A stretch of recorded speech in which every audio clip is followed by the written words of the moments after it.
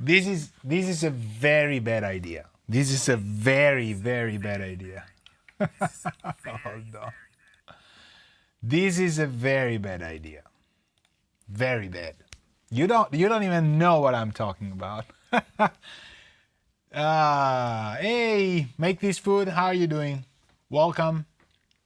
I see a coffee, which is good, but what time is it where you are? Is it, because here it's 6:36 p.m. And hey Marco, how are you doing? I see coffee, which is fine. We can drink coffee any time, but I was kind of curious to know because you put coffee. Maybe you're in the US, maybe it's morning. Maybe there's somebody I know behind that nickname. But man, I've been having a bad idea here. Like, this could be, 9 a.m. in California. Hello, California. I miss you. Long time. I should get back there. It's becoming kind of obnoxious to fly. I gotta be honest with you. I used to fly every 3 months back and forth, literally every kind of 3 months, and I cannot do it the same way. I cannot do it the same way. So first off, we're gonna keep an eye on Ethan because he's very prolific, and I cannot seem to be able to castrate his chat firmware. It's distracting. All of this promotion making me super rich, and traffic is bad there. Absolutely. I mean, yes. When I was a lot younger and I studied in Los Angeles and I used to drive on like I-5 and all generally on the freeways and stuff, I would enjoy it because it was California's freeways. Then 2 years later, I was like, I hate this thing very much. I was born in Firenze, in Tuscany, Italy, and I moved to LA for 2 years roughly in 2003 until 2005.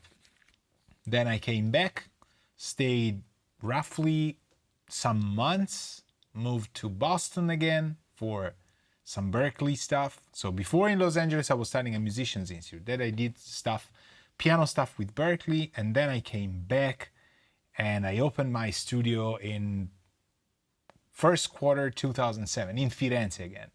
Started working as an assistant and stuff, blah, blah, blah, and then kind of went around just traveling for product specialist stuff. And then moved definitely to Berlin in 2015. And I stayed there for 8 years until 2023. And in April 2023, I moved to half an hour from Munich. So I'm in Bayern, still in Germany, but like south of Berlin, in which I am now broadcasting from this very room. And I've been here for 1 year, countryside, love it. No problems with cars, streets, noise issues, and things. Yeah. But the US was where I kind of grew up professionally because I was kind of 20. I was going, graduating, going with my teachers. So some studios were still open. I was lucky enough to get to Cello Studios doing some work for a teacher of mine. So I wasn't working in Cello Studio. I was just helping him out with prepping charts and stuff. But Cello was still kind of open. And then he closed, I think, end of 2004 or something. So it was kind of a good vibe. But I've been missing. I've been to the NAMM shows kind of a lot. Also in 2020, and I came back to Berlin, and the police was closing the airport for COVID. So my wife and I just go through the checkpoint, and the police just doesn't stop us. And we were able to get home. The day after, things were in complete lockdown. It was kind of a weird NAMM 2020 because, the word about COVID was still around, but, you heard these things. We had cancellations all over the place for the studio in Berlin because people were like, I cannot fly. My friend in Japan says that they're not able to fly. My friend in China isn't able to come play double bass for us. So we're canceling, we're scheduling. Things were bad already. And then in February, March, things got completely canceled all over the place. My gosh, that was insane. And then kind of like studio life never came back for me as a sound engineer. I worked with some, there was still work to do for labels, for a couple artists that had done Kickstarters, so they had to do it. They had to, like, you know, they had the funding, they had to record, but it was insane. Doing vocals today, drums tomorrow, bass the next day, guitars, and cleaning everything, and the microphones and the capsules, and how do you do it, you know? Yeah, 2020 was not the 2020 of a lot of songs and movies and stuff. Yeah, definitely. So the bad idea of today, which I was complaining about, was me using MIDI cables. Today we're just gonna have a good time, like as usual, but even more so. So I'm using MIDI cables. You can't kind of see, yeah, you can see them. This is a very bad idea. We could have a synthesizer crash live on stream. I basically have MIDI cables that I found that are too short to reach from my MIDI audio card, which is in here. You can see my hand pointing at it at the bottom, to the Nord lead, which is on here, top here, right? It reaches, but it just travels through my legs. And by the way, I'm wearing shorts today, not Bavarian shorts, but kind of. This is sometimes it's my attire during, you know, Bayerische Feste. And this has to travel over my knees. So this would be like, for the show, it would be fine, because you would never know that I have literally MIDI cables on my male genitalia. But the problem is I will forget about this, and I will probably move, and I will pull the cable. And if I pull the cable, the MIDI card is rack mounted in the racks, and the Nord lead is very up high there on top. So what do you guess will happen? Is the MIDI cables are gonna pull the Nord lead from behind, and that thing is going to either fall over the Poly 6 or just go behind everything. So either I should kind of put pillows. This is a very bad idea, but I just want to double check that I have done the connections correctly. So it's Bitwig again. Best DAW ever. I kind of teased people about it is. I've been writing, you know, I've been setting things up, but I have to start writing a lot of music, and I want to do it here. I don't want to do it in Nuendo. I love Nuendo to death, meaning I've died inside Nuendo many times. But I need something fresher, newer. So this is my NL2X. Let's do this thing. And also, we have Metric Halo Make Believe. I'm super tiny. Boop. Bigger now. Bigger's better. That's just how it is. They tell you it doesn't matter, but see, it does matter. I'm talking about camera size. Boom. Anyway, where was I? The distraction of these sort of jokes. We have Metric Halo plugins today that were just updated like 3 days ago. Metric Halo is an endorser of mine. So I am endorsed by Metric Halo. And I am an endorsee since, you know what? It's like one of the first endorsements that I've had. I think it was 2000, I don't know, 9? Probably 9 or 10. When I moved my studio to the hills where my grandma used to live in Tuscany. And we did some workshops, I think up to 2012 or 13. And it was a lot of fun. The Metric Halo people are super nice. A lot of brands are lucky that Metric Halo, to me, doesn't market themselves the way they could, because they are make insane stuff. And then there's the Make Believe Studios people that have been making plugins with Metric Halo. They're insane, I think. We're gonna take a look at some plugins that they make. I don't know what they're making, but there's a couple of them, just to state that they're not totally insane. They know what they're doing. They make insane plugins, but they know what they're doing. and they're amazing. So we have those plugins as well. So now Nord Lead 2X. Yes, look at that. Can I do that? No. So the output of this thing is my M8U4, right? I have to remember I have a cable on my crotch. If I forget, we're done. And it returns, in my opinion, it returns on 5 and 6. 5 and 6. So I haven't mapped, or maybe 7, 8. Hold on. Maybe 7, 8. Yes. Okay. So there's no bus, audio bus for the Nord Lead. So we gotta make one. We go in the preferences, we go to add stereo, we call these ML2X, and we use 7 and 8, which is in fact the only one that is open. Okay. Close it, select Nord Lead 2X. Can we ping it? Yeah. Can we ping it? No. Why is 4 making the arpeggios on the 12 go up?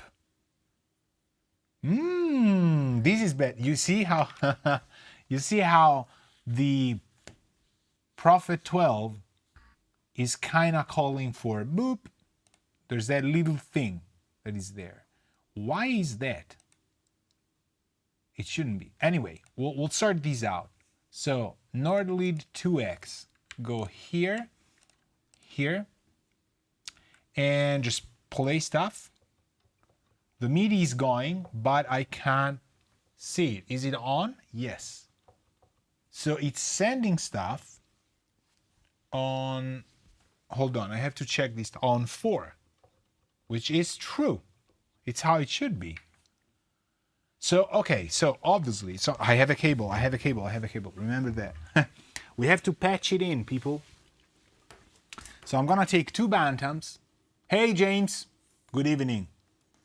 We're plugging in the Nord Lead, but there's more. Hold on. I'm going to tell you what's going on here. So why is 7 and 8 going to 13, 14? Because 7 and 8 is wrong. 7 and 8 is my Okay, we're setting up things, right, people? I've moved things around. Who was the Prophet 12? Input buses 13, 14. So it shouldn't be 7 and 8. It's 13, 14. Right. Okay. It's okay. So 7 and 8 goes to 13, 14. We're fine. Now, 5, 6 will go to the Nord Lead, which is 7 and 8. I have the worst. That's a lot of send returns. I'm telling you, James, this is, I can't change it because I have sessions in Nuendo. And in Studio One, yes, I have one at least in Studio One that make use of the following routing, okay?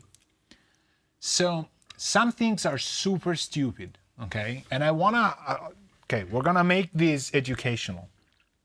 Some things are super stupid and should be fixed. However, if I do it, and I don't do it in every session that I have opened at the moment, we're gonna have a very bad time because it's just calling for troubleshooting because things will still route to different previously owned channels by other instruments. Does it make sense? I'm gonna show you what I mean by that.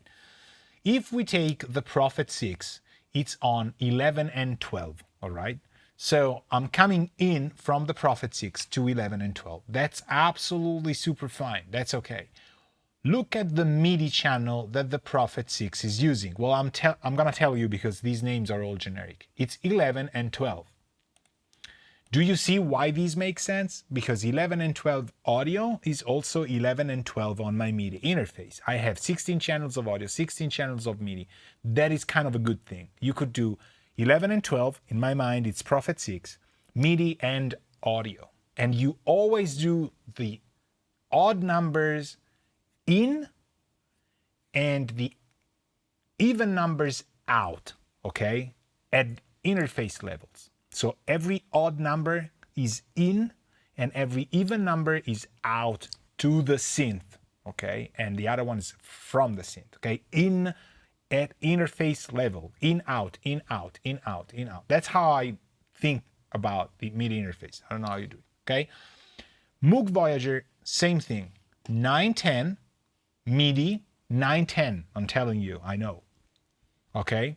And this is fine, okay? Now, Prophet 12, audio 1314, and this is correct. MIDI 7/8. Does it make sense? Horrible. Well, you can do a spreadsheet, which I have somewhere in here, and you're safe. But 7 and 8. Bass line and bass station 2, 5 and 6, with MIDI 1314, I think. You see where I am calling myself a demented person in metaphorical sense? It's horrible. You shouldn't do that. It should be 5, 6, 5, 6, 7, 8, 7, 8, 13, 14, 13, 14. So now I'm paying the price for these while setting my Nord lead, which, remember, James doesn't know. I had the horrible idea to use short MIDI cables to connect my MIDI interface to my Nord lead. I have longer cables, I just didn't have the patience to go find them. So I have cables over my, let's say, knees, okay?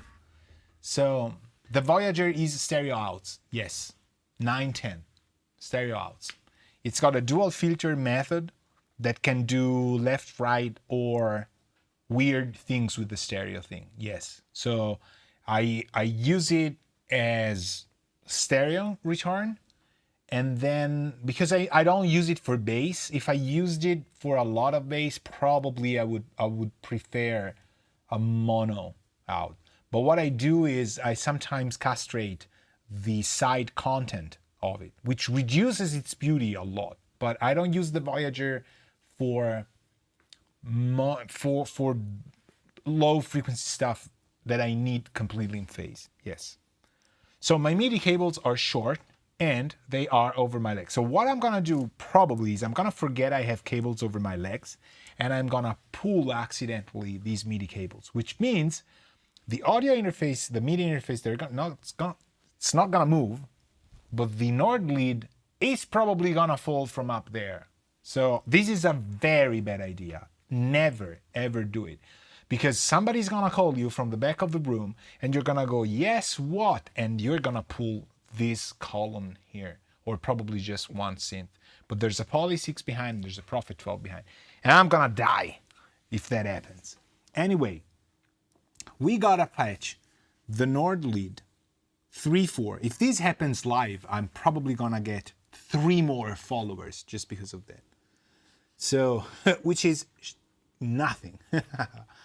So 3 and 4 on my Digimax is actually, let me take a look at what I'm seeing here. 3 and 4, no, right, no. So who's this? 7 and 8 is going to 13, 14. Okay, so I have 5 and 6 open, and I know 5 and 6 is the only one in the Digimax that is open, and I'm gonna put it to 7 and 8, okay? So now my Nord lead is patched to 7, 8, and can you hear it? You should, because this is beautiful. My God, it's really good. What is it? It's Nord lead doing things by its own. Hear this out.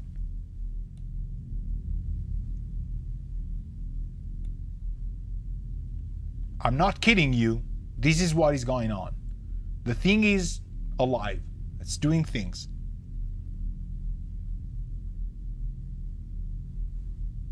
You hear this drone? I should track this thing.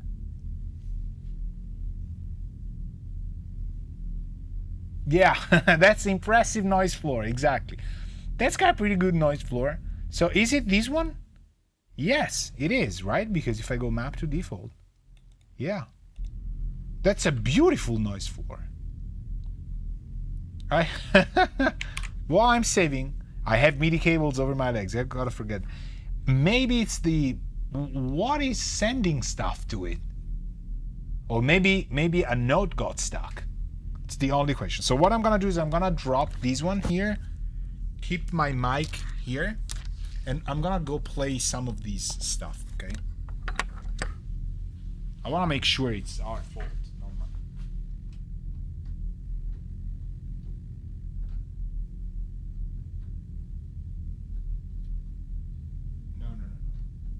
No, it's not an order.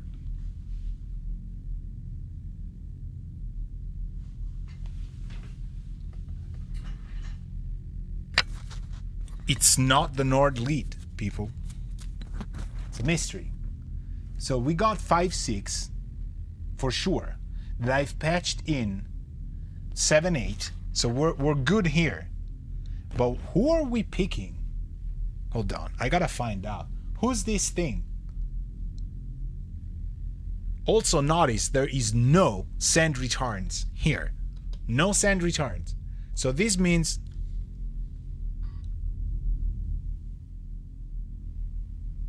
it sounds pretty good. Sounds really good. But I've lowered the volume on... Oh, it's not the Nord lead, it's the Prophet. Why are we picking the Prophet from 7.8 if we have...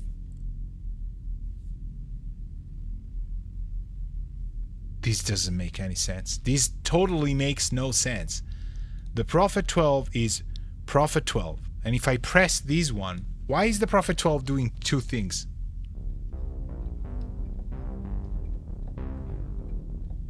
Who's this guy?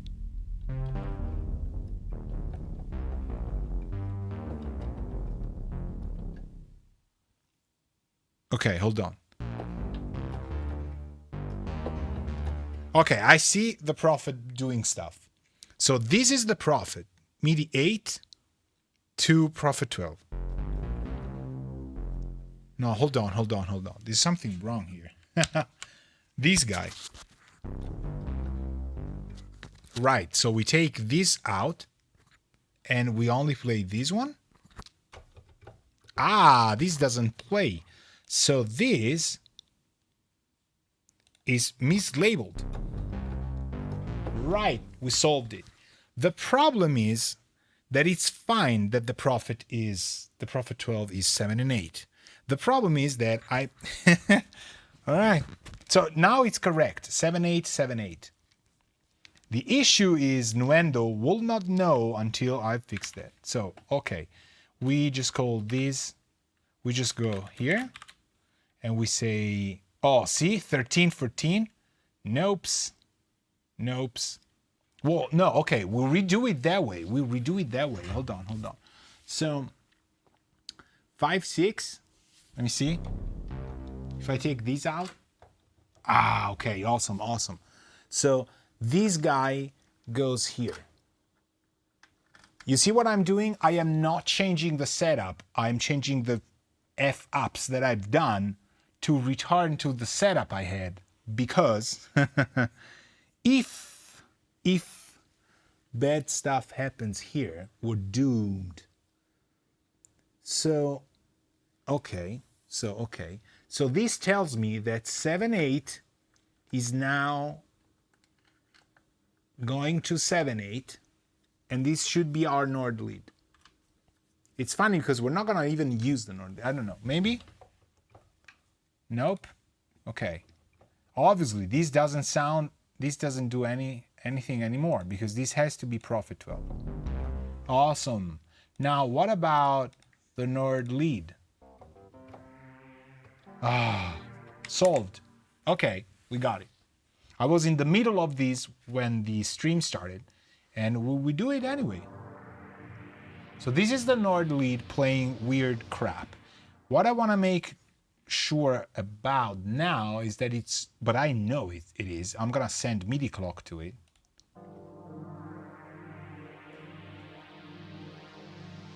It's a little bit low in volume, right? But the preamps are fine. They're at +4. So we're gonna crank this dude here.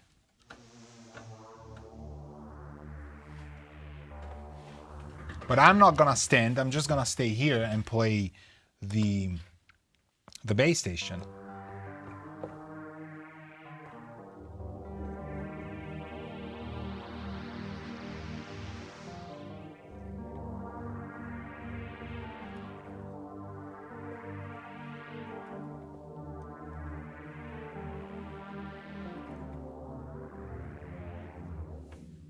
I have no idea how this is able to do. You hear it? The note plus, there's something still wrong about what I'm doing. It sounds awesome. How does the note, it's not a performance, or is it? No, it's not. How does the Nordly do these different envelopes? Oh, with FM. Hold on. I think I know why. The envelope's doing.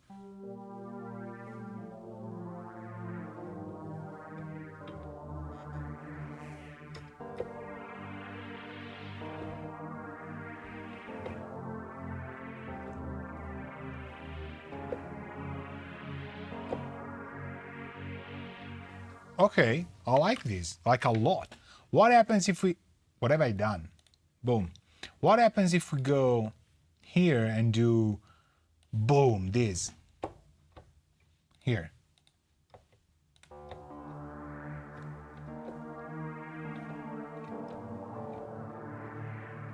Okay, it works. Does this work?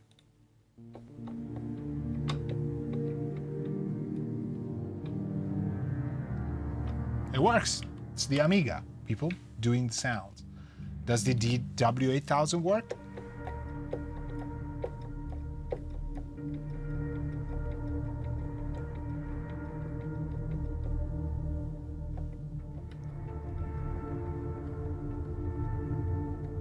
Yes, it does. Beautiful.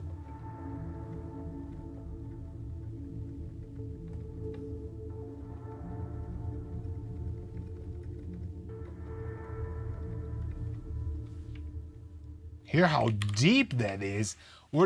Today we're just gonna chill. I have no intention of doing anything. Oh, I also restored the Octatrack samples that I had.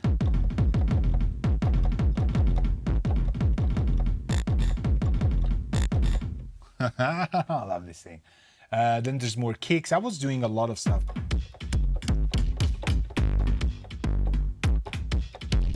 I mean, why is Electron the best?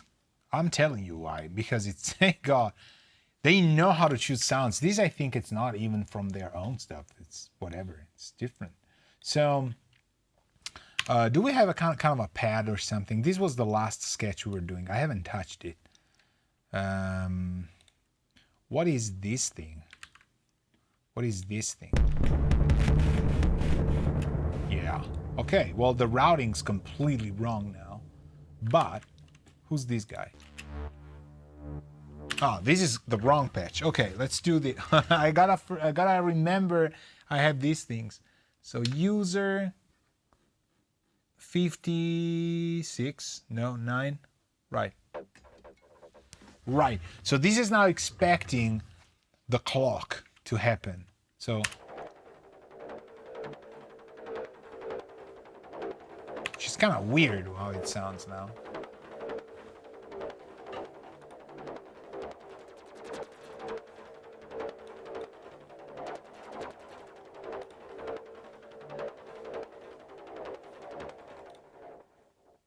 See, if I stop sending MIDI clock, it resets itself, right? I mean, it stops.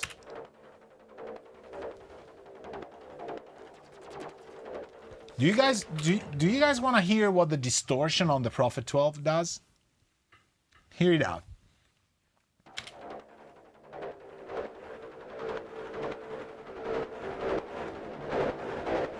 This is now maximum, okay? Off. Do you hear how much travel it's got from 0 to 100. It's both beautiful sounds, but they're completely different, completely. So I'm gonna keep something like these beats. Is that analog or digital drive? I think it's analog drive. I wanted to work for Dave Smith Instruments, and there's a reason why I never got the gig, because I forget tons of stuff he's done. I don't know how. I think it's just his synths where you can't use mental patterns to say, oh, the Prophet 12 is digital, so it's got digital stuff. No, I think it's analog distortion, analog filters, but digital oscillators and a delay line. I mean, we could play stuff. All right, so hear it out from 0 to 100, all right? I'm just gonna go 0 and then boom, 100. So both sounds are fantastic. I think when it's clean, it's beautiful. When it's completely destroyed, it's just, it paints worlds, this thing.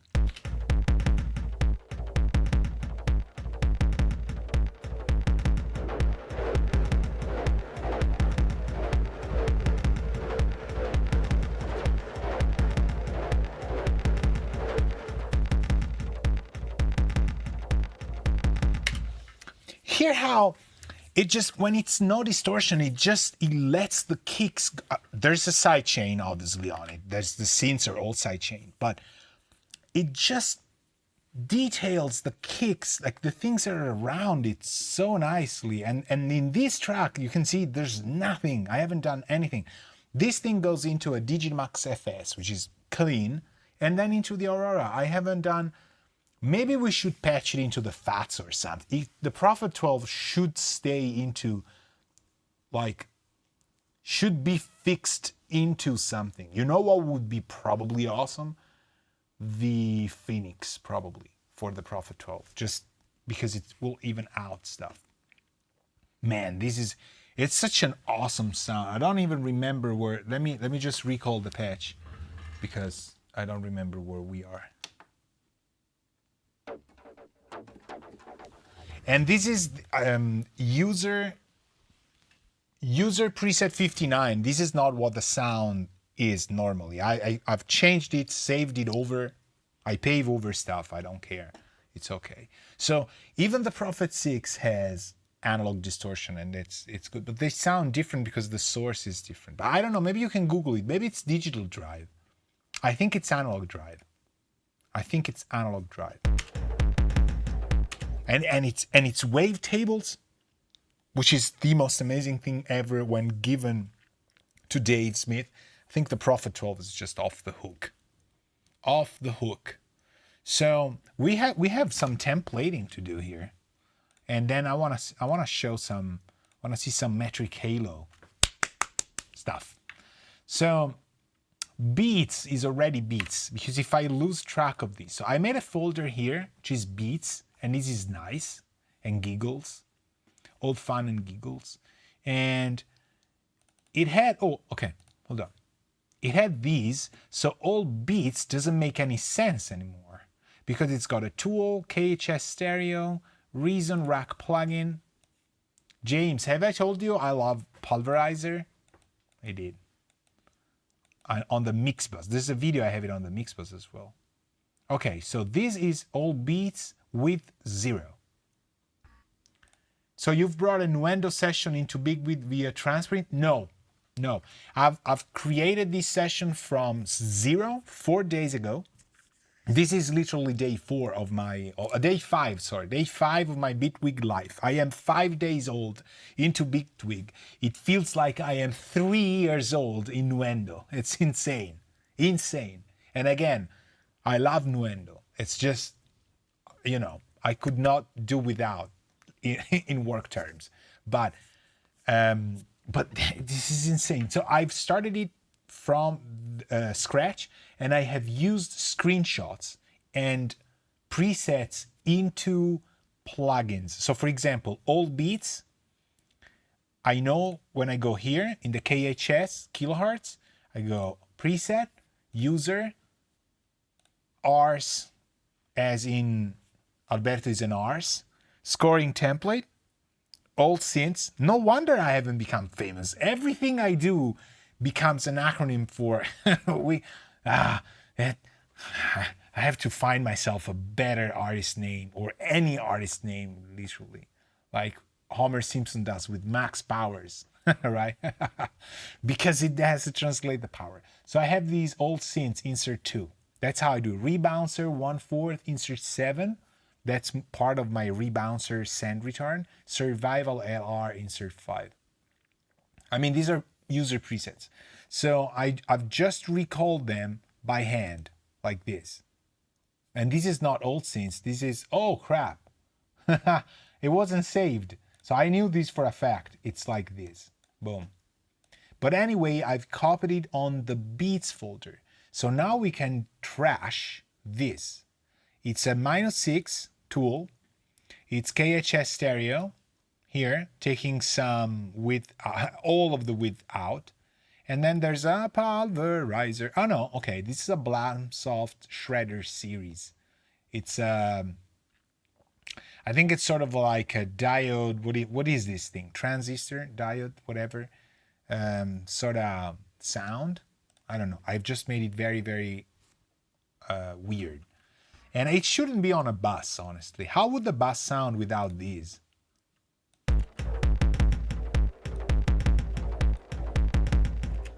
I don't hear much of a difference, which is good. It shouldn't be completely distorted. But, yeah, of course, but it's here. I'm bypassing the wrong one. Okay, let's start without. Okay. This is fairly, this is fairly insane.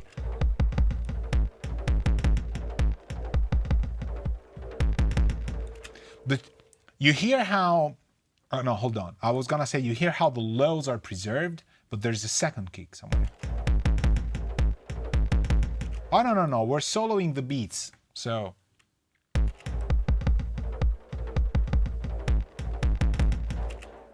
Ooh, good. But now all the beats have this crap on top. Maybe that should not happen, but it happened in this song for some reason. So I think we should trash all beats, because we make the move of going from the bus system, buses, whatever, to the folder busing system. So +0, it goes to mix A, it's the same thing. I'm probably gonna do like simply inactive for now, and it just hides them because I have these show deactivated tracks. Right clicking here on the gray, show deactivated tracks, boom, done. You know, so we can't see effects and deactivated tracks, which is good because they go away. Now the grooves I have made on my own here because it wasn't there. So, but the grooves is redrum and Kong. So this is kind of a new thing in here. I haven't, no, sorry, go here.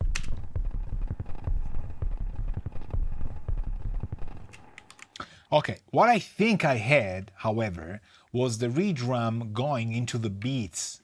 And so for this reason, oh, there's a reason plugin. Ah, yes, this is the instrument. So, you know, nothing fancy. Look at this. This thing is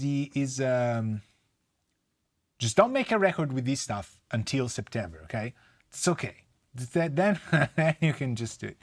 It's all this, who cares? Nobody wants to make music like this one. So, you know, you got your own stuff. But Pulverizer, Blamsoft Shredder series, this is all Reason stuff I've been using forever. And this is the Blamsoft you gotta buy. It's a separate pack. The Shredder series, the pedals that they've done. Obviously, this one is green, so this is kind of a what's the green pedal? Oh, help me out on this one. I have it there. Hold on, I'm gonna go pick it up.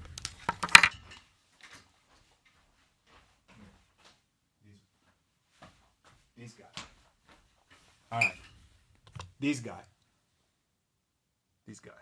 Here. The Ibanez TS9 Tube Screamer. What I have here is from 19, I think, 81, 4, 3, I don't know. It's already Ibanez, okay? So this has saved me from using this pedal, which I'm gonna put here.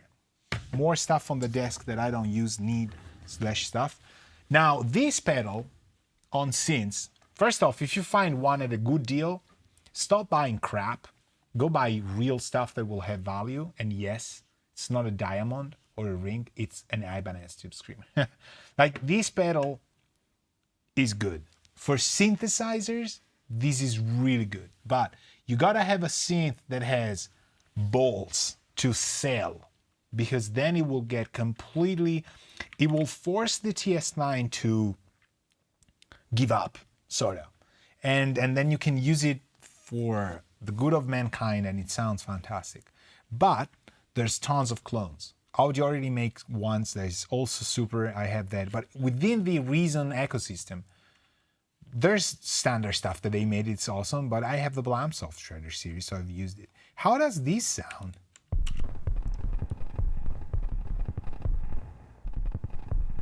It's not doing much because it's just, what, 30%. Then there's this equalizer thing. This is a thing I always do. I find sort of a resonant, like a ambience generator, and I kind of put it here so that we, you know, that it just completely enhances it. This is how it would sound without this. This is just what it is. I hope I save this combo here, because then this compressor, maximizer, this is just awesome. But there's no granular. The granular is on DZ, on the DZ sand. Anyway, so this is good. Kong Cyber is also something else from Reason that I use a lot. Kong is more like single stuff. And this is a glitch delay.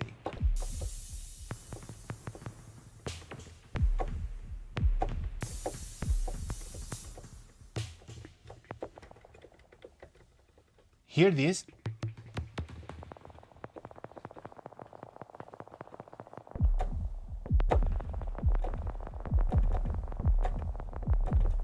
You can do all sort of weird stuff. It's got amazing things. I don't use snares. I was told to kind of write this style of music with a lot of low frequency pulse. They didn't say do not use snares, but it's kind of don't use snares, and hi-hats are kind of yes, no. So anyway, these are baseline prints. They should be below here. Bass is being done by these. The bass station is kind of weird because it's still in here. It should be here.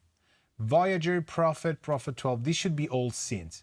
So bass, old drums, I think we can maybe destroy, maybe not. It didn't have anything. So whose old drums? Oh, the damages, the DMGs. These should be old drums. Okay, so here we need to do a folder of it.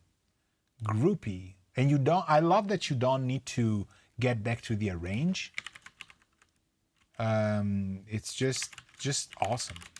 Drums. Brown again. These folks here can be different color. Appreciate that. Thank you very much. But probably they need to be this thing. So, and they go to the drums master, which will inherit the tool, which is just a -6 because I tend to be quite loud. So toggle active. I'll do it from here because I don't feel safe.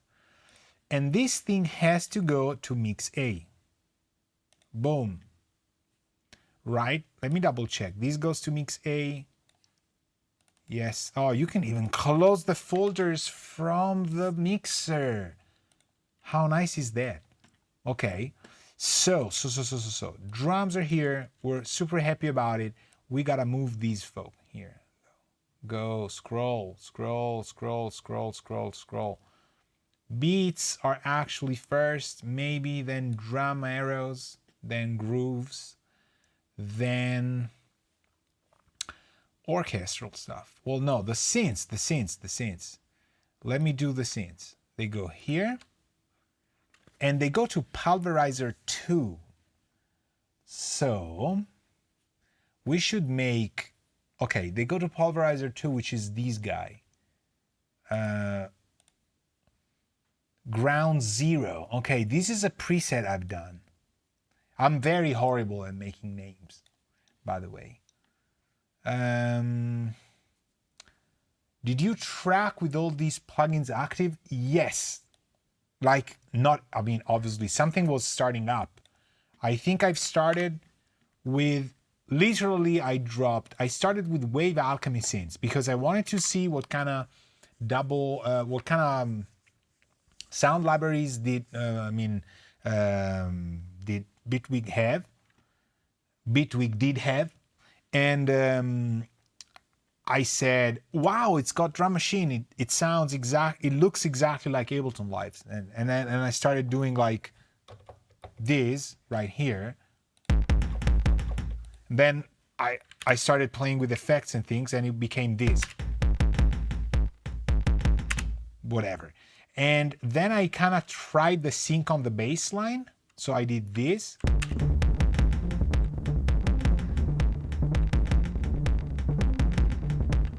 Right, and then I'm kind of opening stuff around for whatever reason. I think it opens up with some modulate. Then I said, oh, let me see how the modulation works on this thing. And I have no idea what I've done. Maybe a volume automation. Oh no, maybe I track the filter while bouncing in place. Okay.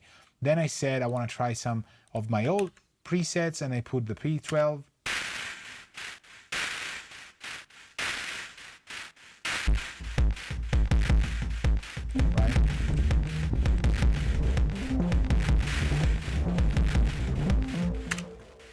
Right. So now, now the kicks are off the hook high, and there's kind of a lot of it. But it started adding up, and but yes, like a mix A and mix B were already there.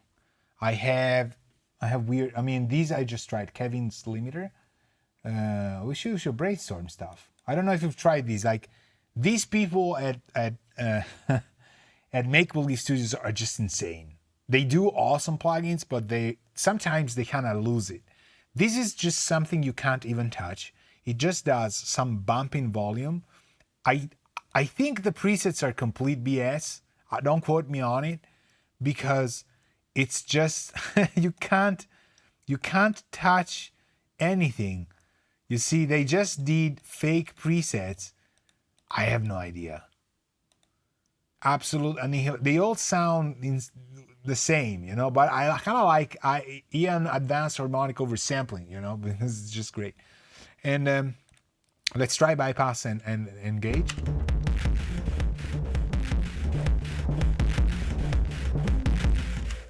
It's louder. I'm not clipping anything, so I don't know. But I've set these chain for sure. The Soundtech, and this is a make-believe thing, people. This is beautiful. I've replaced Scarlett with this thing. I've tried both, and these sounded a bit faster to me. And I kind of aimed at the same settings and areas, but I think I went a tiny little bit overboard here. No. Well, yeah, maybe the low mids I've done kind of a half dB over.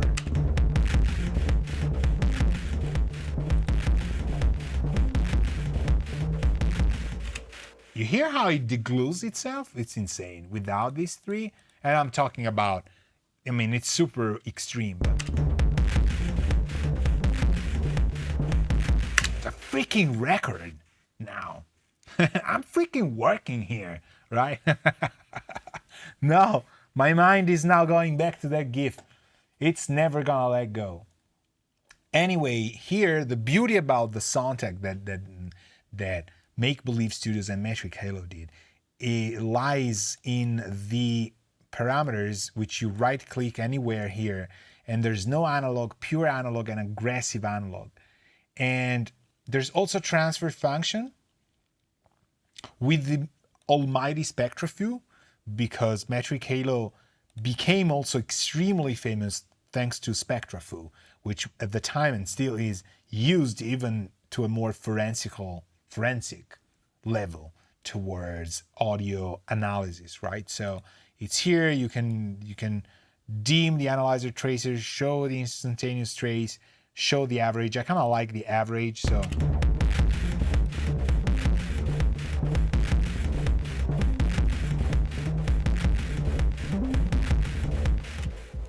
I don't translate here. I don't use transfers. But let's try just and bypass this dude here in the middle.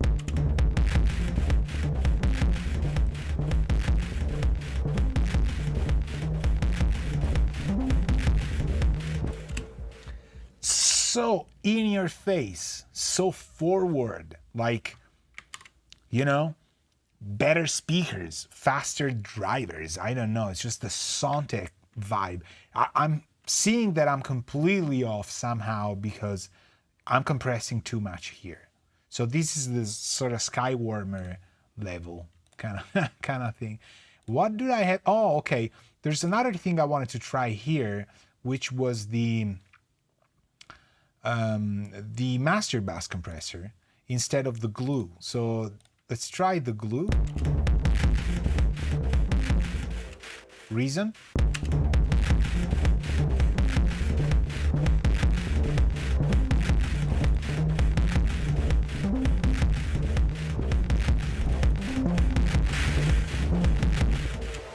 Okay, it becomes a little bit too much settings-wise, but the Reason one also sounds extremely good.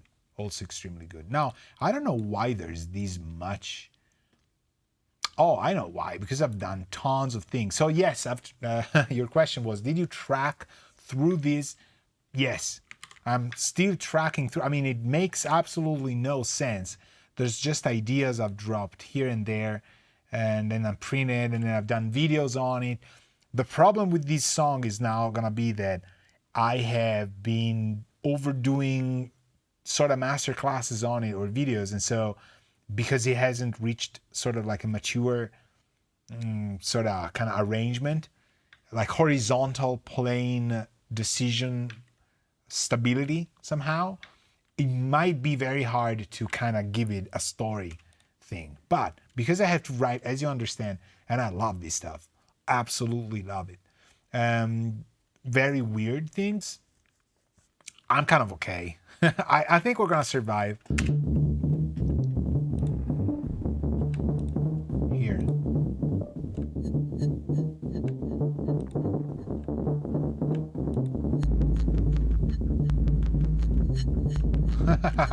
See, the levels here are completely off, completely, because of what I've been redoing. So the kick, the beats are extremely loud. I think I had them set somewhere in a different way, especially because I didn't have this. This also came out recently, and it's a specific EQ that they've done for I think for a Star Wars sort of mix or something, a series, whatever. And yeah, it's okay. It sounds good. I mean, it's a proper EQ. It's still got SpectraFew, obviously, so you can do, I don't want the instantaneous, you know. But it's kind of, I mean, this is super loud. Come on. What have I done here? Okay. Also, you hear the pitch, right? But it's still drum machine. Beautiful. Yeah. I kind of liked it that it was off tune, but it was a lot more inside. Like...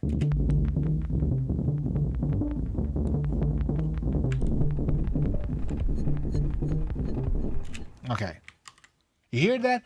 I kind of detune the kicks on purpose when I want to either make people throw up or, which is a style, and or when it has to be really unsettling. And it's off tune by a long shot, but at low level it kind of sounds okay.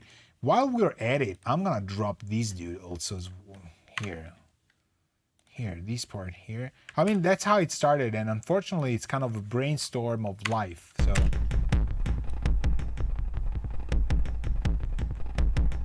Oh.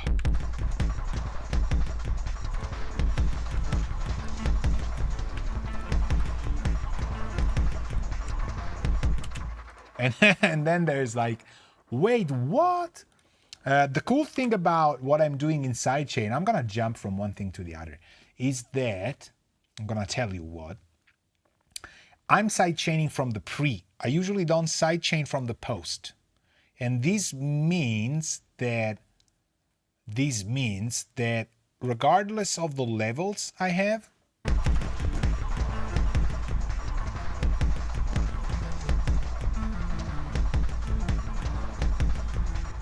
right? And I know already this is way louder than it should be, obviously, because it's too loud. It should be around, I don't know, 3.6. See how I keep it sometimes even here at 9 dBs. Want to see it around the second layer. But if I move the volume of the kicks, the sidechain is not gonna drop.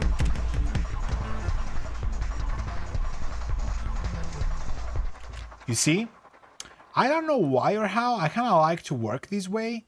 I can move the volume of the kick and still retain the same exact level of intensity, right? Of sidechain.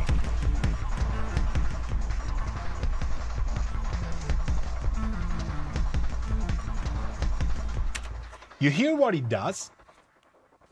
The sidechain is as strong as the starting point. Like it's pre-fader. I can move the kick volume in the field, which I'm now seeing it's off center. Why?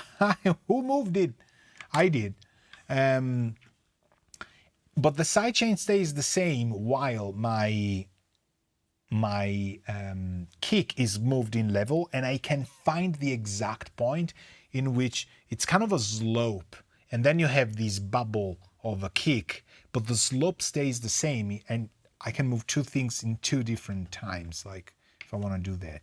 There's tons of things, Echo Boy, 6030, Fury, the EQ, but I also put a parallel on this one. So this is another make-believe plugin in perfect make-believe style. It's a parallel process that you can decide how much you want of, and basically you decide whether it's an aux or an insert. So this is, to me, it's an insert, and you decide how much you want, and it's a type of parallel process that they liked. So they're very cryptical about what they do. But I mean, the soundtrack is insane, and it's a proper old school kind of plugin. These are all teasing, like they're out of their minds, but let's try it off, and then I'm gonna start increasing it.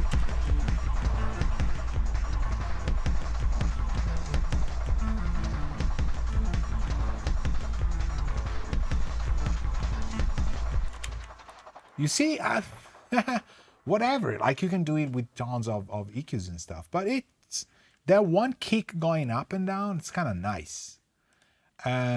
What were we doing? We were doing damages.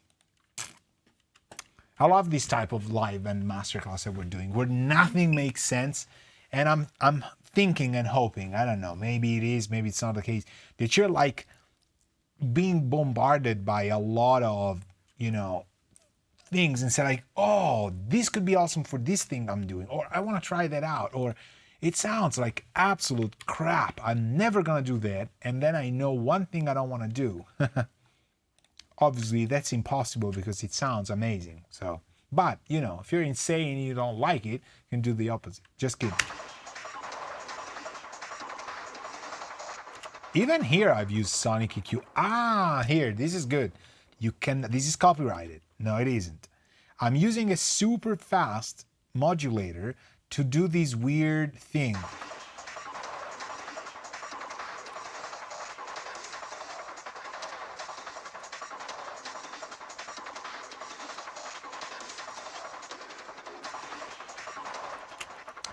I don't know if you hear it. It's just things that feel the low mid side of the mix, and I think it just gives it a weirder kind of thing. Look at the sand returns I'm doing here, tons of them. But we haven't done the synths, right? Oh no, we've done the drums, but the drums only had the tool. Okay, so we're fine. I think the problem on the beats, no, okay, That's just me. All right, so we gotta do the synthesizer. Okay, group. Boom, Synths. What do we move over synths? We move tool. I'm gonna copy them just to be safe. KHS stereo and our sidechain. Okay. The modulators are genius, and I agree 100%. The modulators are okay. I'm gonna read your message, then I have a thing. You can literally change everything moving much like an analog studio's light changes and variations lobby. Right. I am kind of super happy you said that, because I wanted to say something and then I forgot, which is this. I am usually twofold on automation. Okay. I'm like two sides of one coin. So on one side, I am the laziest person ever to do automation. Okay. I hate it. I don't know why.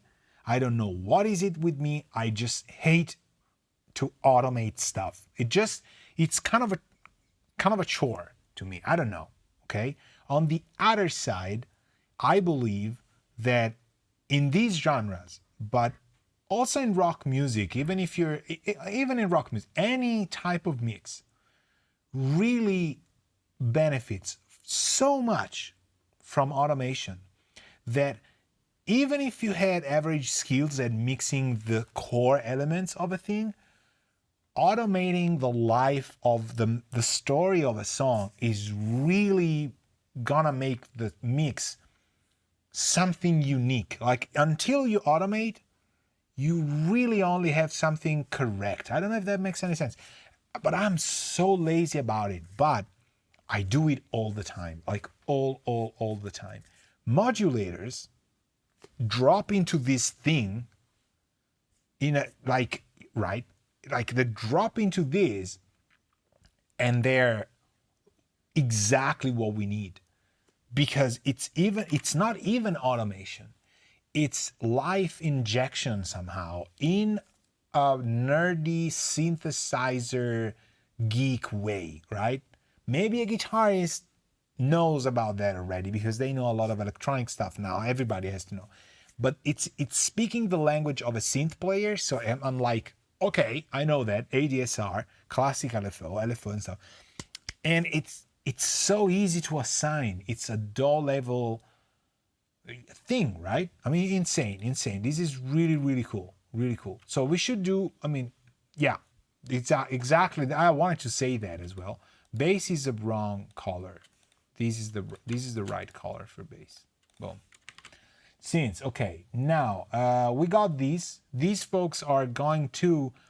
The Voyager is going to Pulverizer 2 for no reason at all. Let's play the Voyager patch I have here. What is this?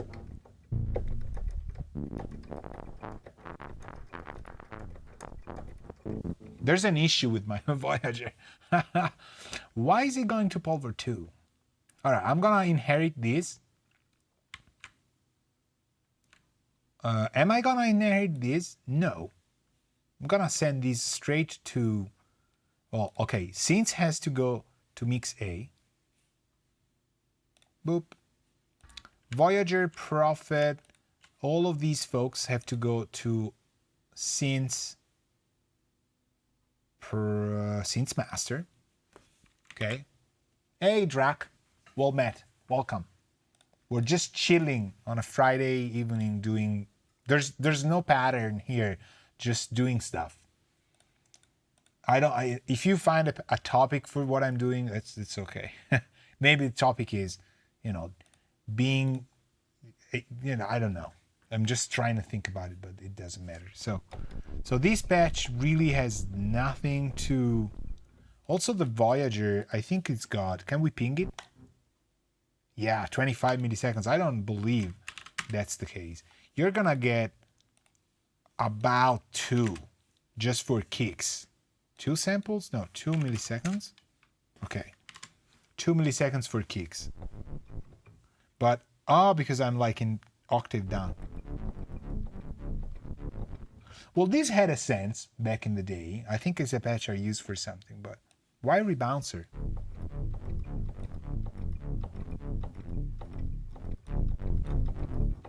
Sounds good though.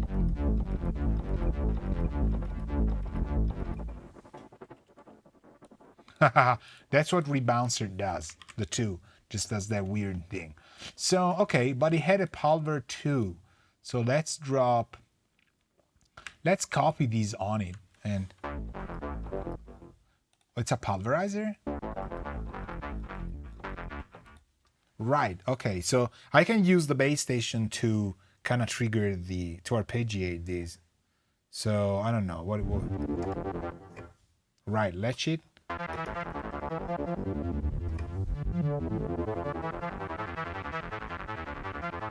Right, sounds pretty good.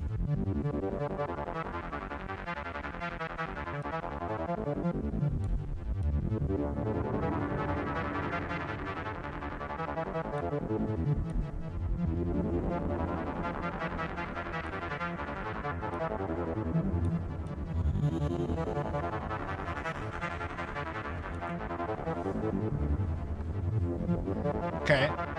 Hey, Martin. Hello.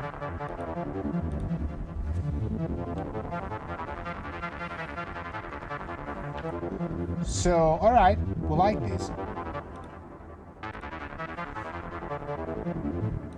The nice thing is that it's still arpeggiating for whatever reason. Why? Why is this still arpeggiating? Did I latch it? Did I latch it?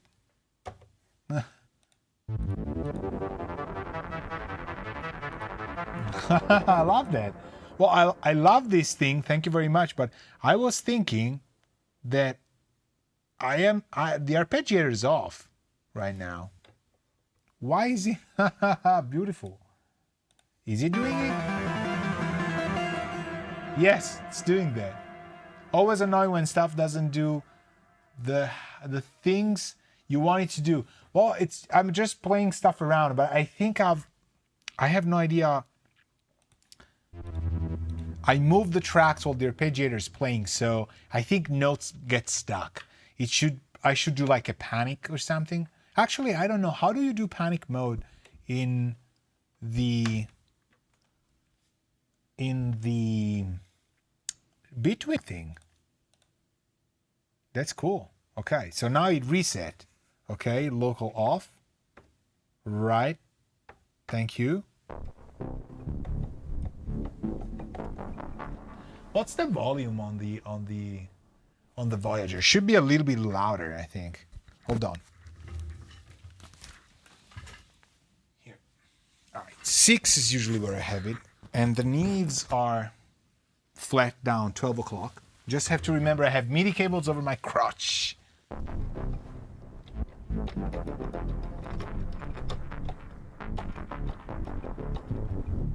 Okay, well, like this sound, I'm not using it, but at least we know that there's this stuff. The profit, now it's not doing it any longer. Okay, perfect. These are all going to the synths. So now the synths we can disable, right? Yes, disactivate. Boom, ciao. Now the effects we have to keep. Do you mostly use hardware synths or combine it with soft synths? I use mostly soft synths, actually. And then I drop in, like, quantity-wise, I use more soft synths than I use hardware synths. But quality-wise, the things I add with hardware synths, it's the same story, everybody can tell you. The quality of what I add with the hardware synths is a lot, like adds a lot to the song. Now here, it kind of cheats.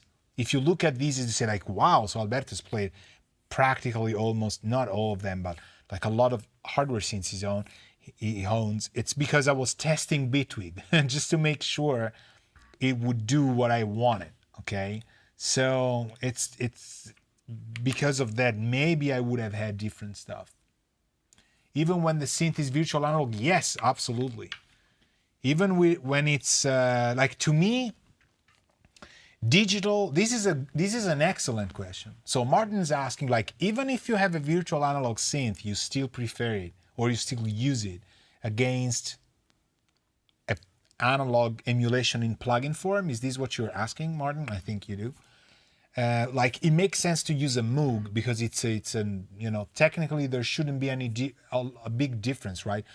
To me, the synthesizers are all very different, So, for example, the Prophet 12, it's not virtual analog, it's just its own thing, right? And it's got a distortion algorithm, which is not an algorithm. We were talking about it with James. I think it's analog distortion, and it just sounds off the hook nice. You can't really get it. But you might say, well, a Nord lead, you could get it differently. For example, that's my Nord lead here.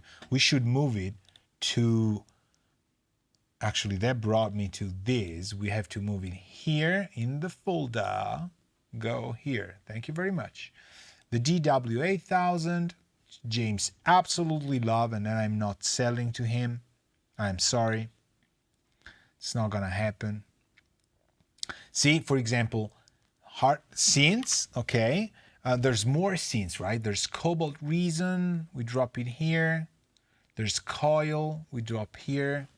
Coilus. But the purple is reserved for the hardware synthesizers. But they really sound like, for example, the Nord lead, you say, okay, well, that's a virtual analog synth. Why the heck would you want to use it on, you know, on things, right? Just use, I don't know, even Synth 1. For example, Synth 1. Do you have Synth 1? You should have Synth 1. It's one of the most amazing and completely free synths. I'm actually gonna load it now because I had it in my template. Synths master. Okay, so we got Coil. Coil, I don't know, it's an Velocity thing. I don't know if you know it. It's just a reactor ensemble. And I mean these, for example.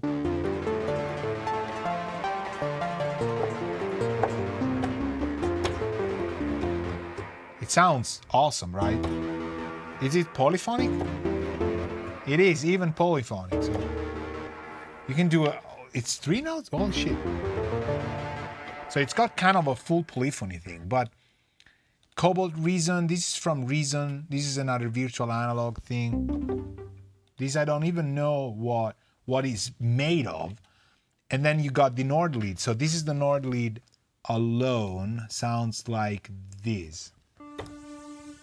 This is one of the patches I have, so.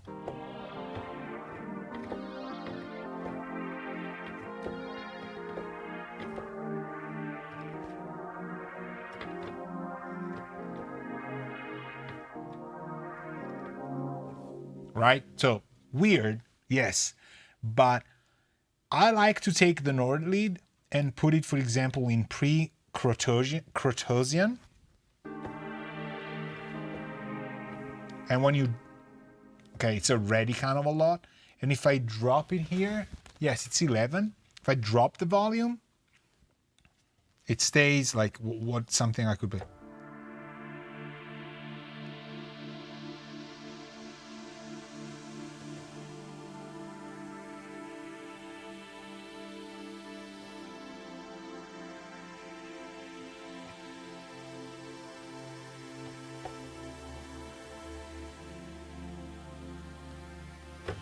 To me, it's got it. Could you program these with something? Absolutely, yes. But if I put it through, I don't know, the timeline, like tons of it. So, okay, well, this is too much, but.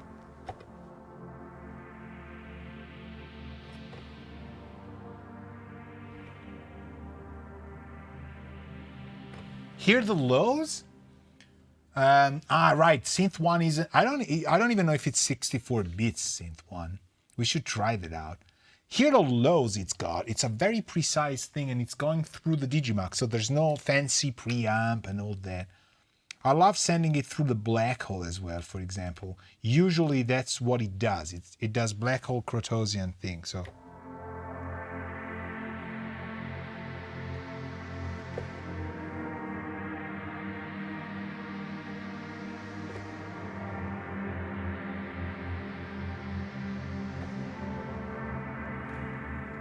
Here? I mean, and it's like, can you do that? Right, Roland Synths. Roland has made something completely public because they discontinued the concerto thing. The concerto thing is also super good. I think I only have the 50, the 97 thing. Hold on, here. So, here, concerto. And I only have the 87, yes, which is the, I mean, here it is.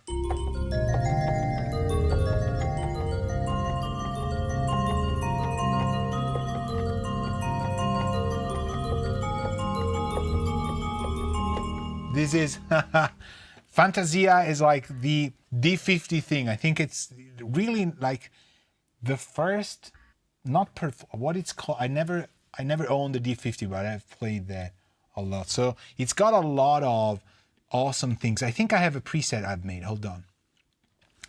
I think here. Hold on. Yeah, Orbital. I've used it in something else.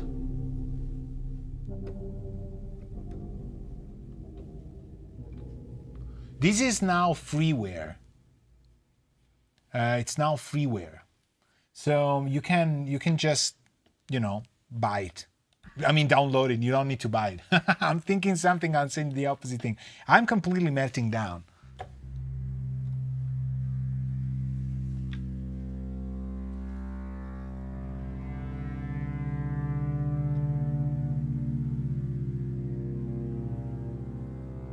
That's Orbital, people. Preset by our own true. Sounds good, huh? It's got Kratos. What does it have? Oh, this is the Amiga actually playing. Sorry. I got carried away. We were just hearing my Amiga play stuff. Can you believe it? You don't trust me? Look at that. It's got Sonics 2. There. So, where's the concerto thing we had? But it's not too far, right? Okay, here. The Amiga needs to go here. We're making progress. These synths will go maybe a little bit of a brighter bluey thing. Concerto, all right, let's open it again. Concerto has no effects on my template, but it's got the doubler and reverb. And oh, do I have more? Yes, so this is 3 sounds. Happy coincidences.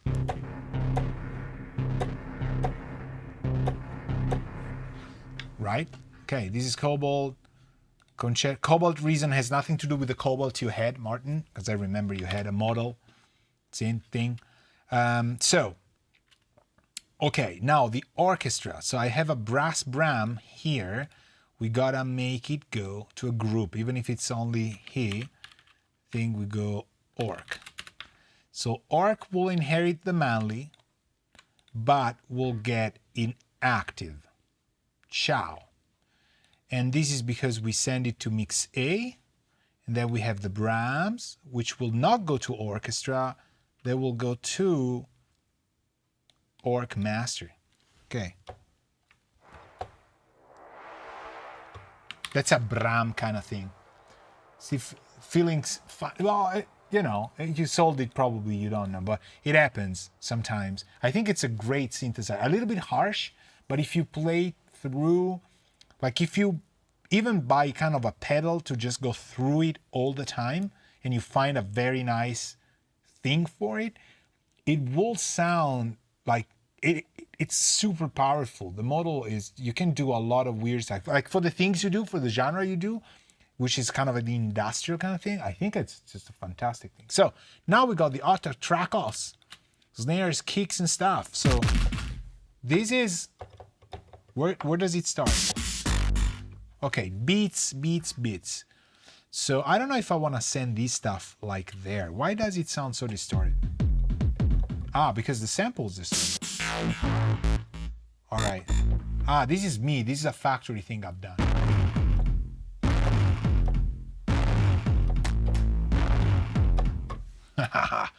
Man, and if you do, I don't know, DZ,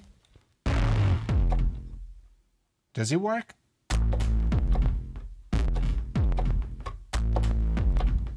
I've spent, I think, a good day designing Dizzy, the bus, Pandly, blah, blah, blah. Okay, Octatrack, whatever. So this is fine. The kicks.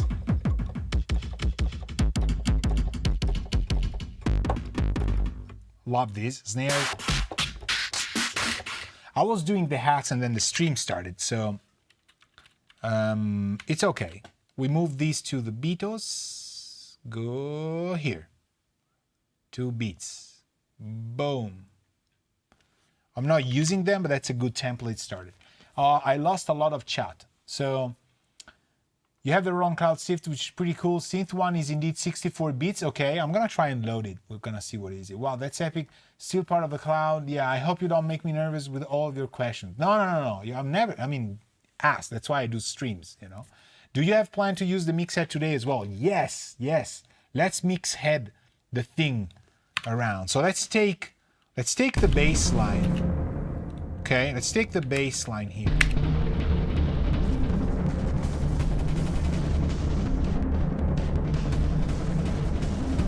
Okay, well now the drums are kind of off though. I mean, the old drums is off, it's too low.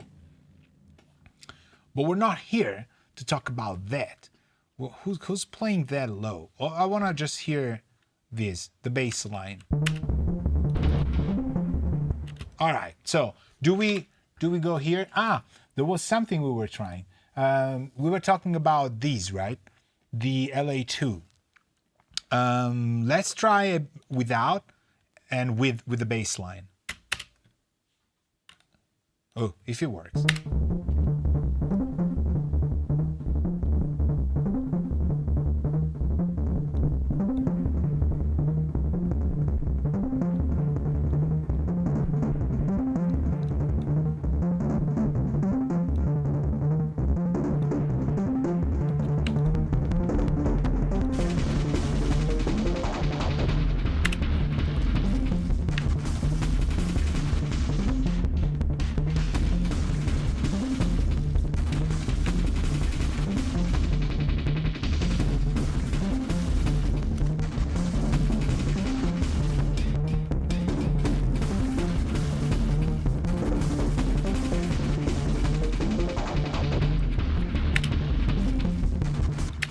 To me, it's like it stays on the bass line, and the bass line is going into the culture vulture that you hear here, and but it's not going into any compressor. And I was thinking I could have patched it maybe to something. Well, my first idea was to use the DTC, which is a channel strip, so it's got a compressor, but then I haven't.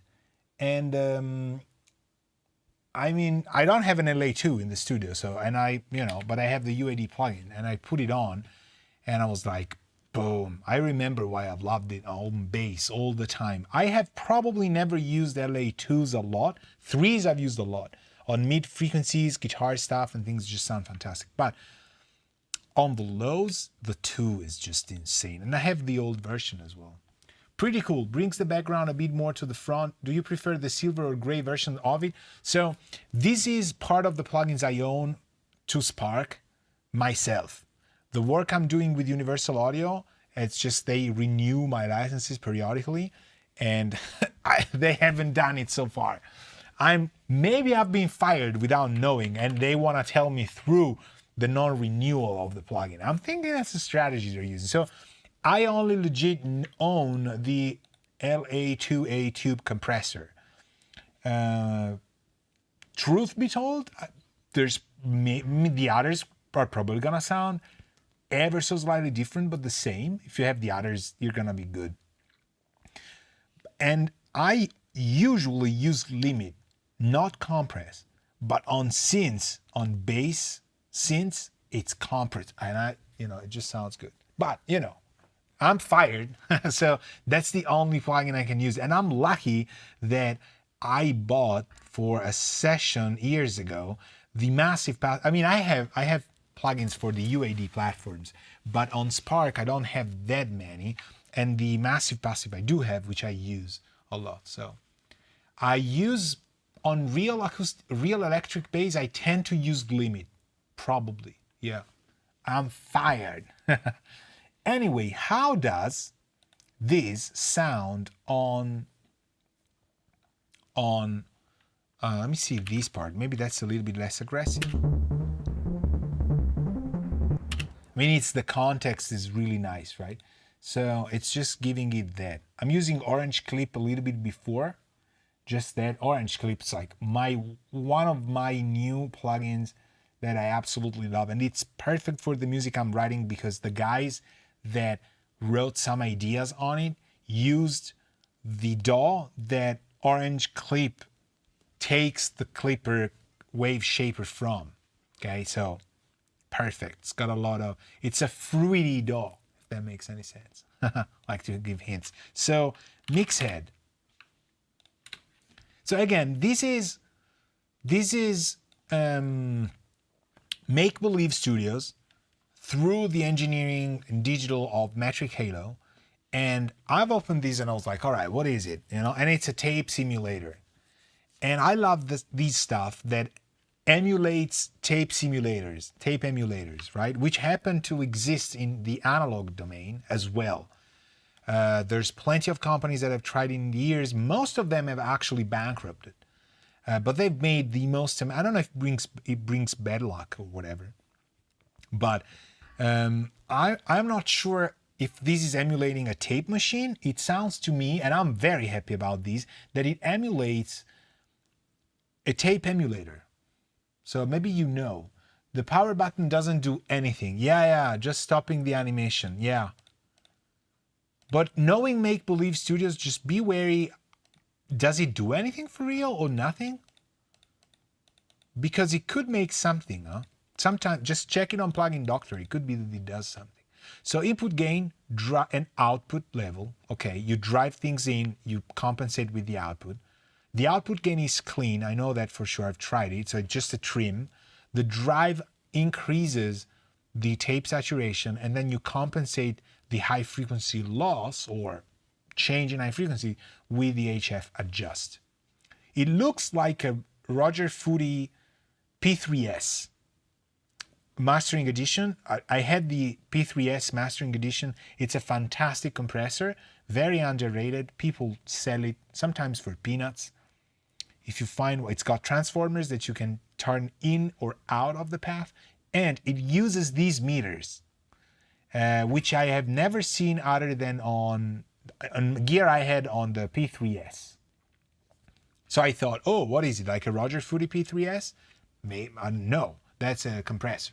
So the plugin is indeed a digital tape emulation. It's not like a tape machine, something different, Martin says. Yes, it has the clear vibe, but reacts different to other material in my opinion. Exactly. And personally, it got me interested for these. So let's try it in bypass. The power button should really do bypass because I've been hitting that thing for so much. But bypass or active is the same. You see that they kind of become the same thing. There's nothing else. I've done this preset, the DZ tape. Let's try without and with.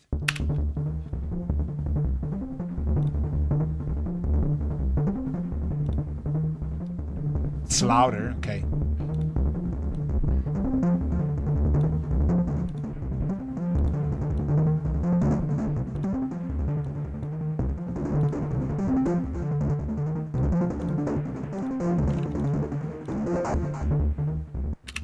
Okay, maybe here I wouldn't use it, for example. I like what it does, but it becomes a little bit fuzzy, but it's a ton of drive, right? So is it necessary to buy plugins if you have an audio interface? I also missed a message. It's based on an SPL hardware piece. Oh, okay. Maybe it's the Vitalizer, which is like SPL's, most important piece. Hetfield, welcome. He says, is it necessary to buy plugins if you have an audio interface? Absolutely not. You should actually start and not only start. Like I have come back to using stock plugins way more than I used to do because you keep thinking that the third-party content is better, I can guarantee you on my career, which is in existing, that you can use stock plugins and make as good a record as you would with third-party plugins, especially these days. The DAWs have tremendous plugins these days. There's advantages in using stock plugins, which is you have 100% of compatibility with everything. Like if you take a session and you save it and you store it, you will never get an error code for a plugin you forgot to reinstall. If you use external plugins from third parties and you use one per company, the problem you're gonna have is that you're gonna have to really dial in all of your recalls, because when you open something, it will say, oh, you don't have that. Oh, you don't have that. Oh, you could have that, but you don't have that. With internal plugins, it's just so good, so fast, so fast. So you don't need them, absolutely. All right, let's try it here, because this here could be, could have something here. Oh, let's try it on the old Synths bus. You know what? Let's splurge here. Now we're crapping out on stuff. I hear that. Who's on? Okay, this one I don't want. Kevin's limiter. And who's doing weird things? Cobalt, Reason, Concerto. Oh, maybe because I had Concerto on. Okay, Concerto, go. We don't need you for now. I want to try it on Grooves maybe first. Hold on. Okay. Here, this is kind of a good test.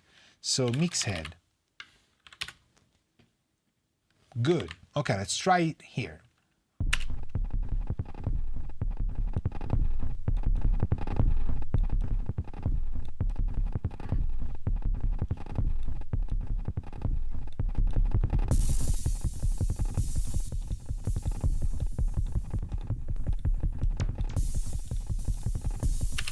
Okay, for example, this one's kind of sound designing.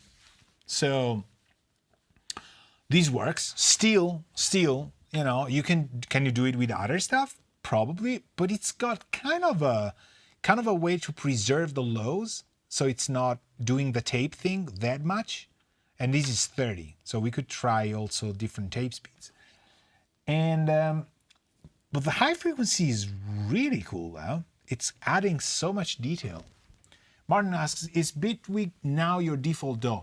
For composing these stuff now that I have to kind of do until September, I have time until September and then I will get fired.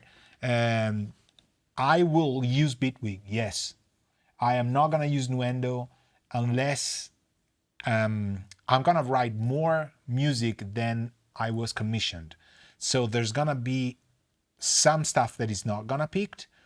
Probably that one I will use for my own stuff. And so I would like to make an immersive audio version as well. And at that point I will use Nuendo for it. But I don't want to use Nuendo for making the songs. Absolutely. I want to use Bitwig. And I was trying to move to a different DAW that would allow me to be more sort of creative or motivated somehow. Nuendo is beautiful, but it's very, very slow to me. And it's a very full-fledged production situation. I kind of think this probably be... I mean, Bitwig now has completely blown me away. This is just insanely cool. It does everything. It still hasn't flinched for once. We even crashed in the previous stream Wednesday, and I sent the feedback to like error report, and the DAW didn't crash. It just stopped. It reloaded the plugins, and that's it. Insane. Awesome. So yeah, so okay, this has worked. Very kind of peculiar, huh? How about synthesizers?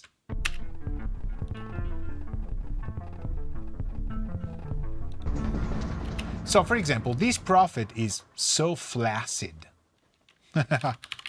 Can we sound design things around this guy with this?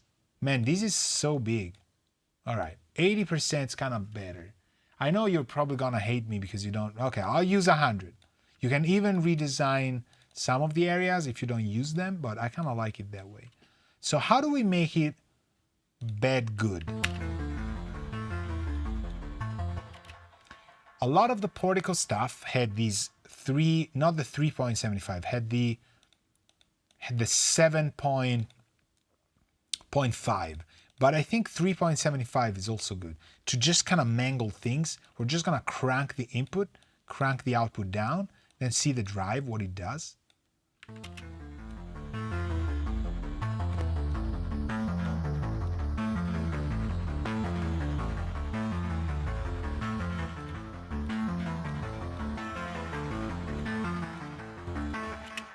You can't really compensate as much as you're bypassing if you're pushing things that much. Maybe the output should go lower than 12. I mean, they probably don't care. It's just, you know, a tone box. But I'm amazed at the lows that I hear sometimes because it's just, it's cool. How much latency also does it have? Wow, 0.1 millisecond. Okay, we're talking. This is cool. Now it's farting, obviously, but let's try and go more tape.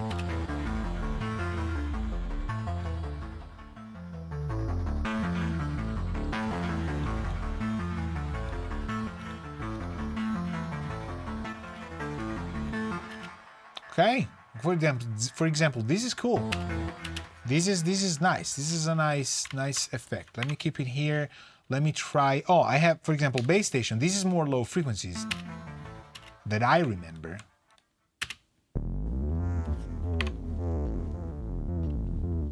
Okay, let's move it here. Can we do damage here? Oh, wow, no. Undo. I didn't want everything. Have you seen how I moved all the plugins? Like, no problem? Insane. I mean, that's a risky thing to do. Just take everybody there. It's 5 different manufacturers and just move it somewhere else. And it just went like, all right, boom, go. You know, and I was like, nope, undo. Okay, undo. You know, that was quick. Yeah, that was really quick. Let's try this.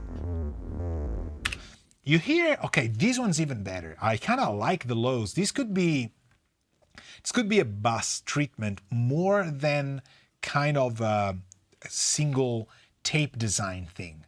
But this is kind of mixing, mastering oriented somehow. Hear how there's a subwoofer coherence that it's really probably in the base station, but very, very, very latent.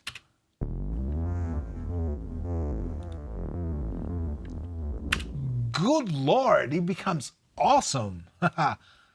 I'm becoming a streamer 100%. Like I do very, very loud things. Let's try, you know, I'm Italian. I can do that. Don't worry. So bypass.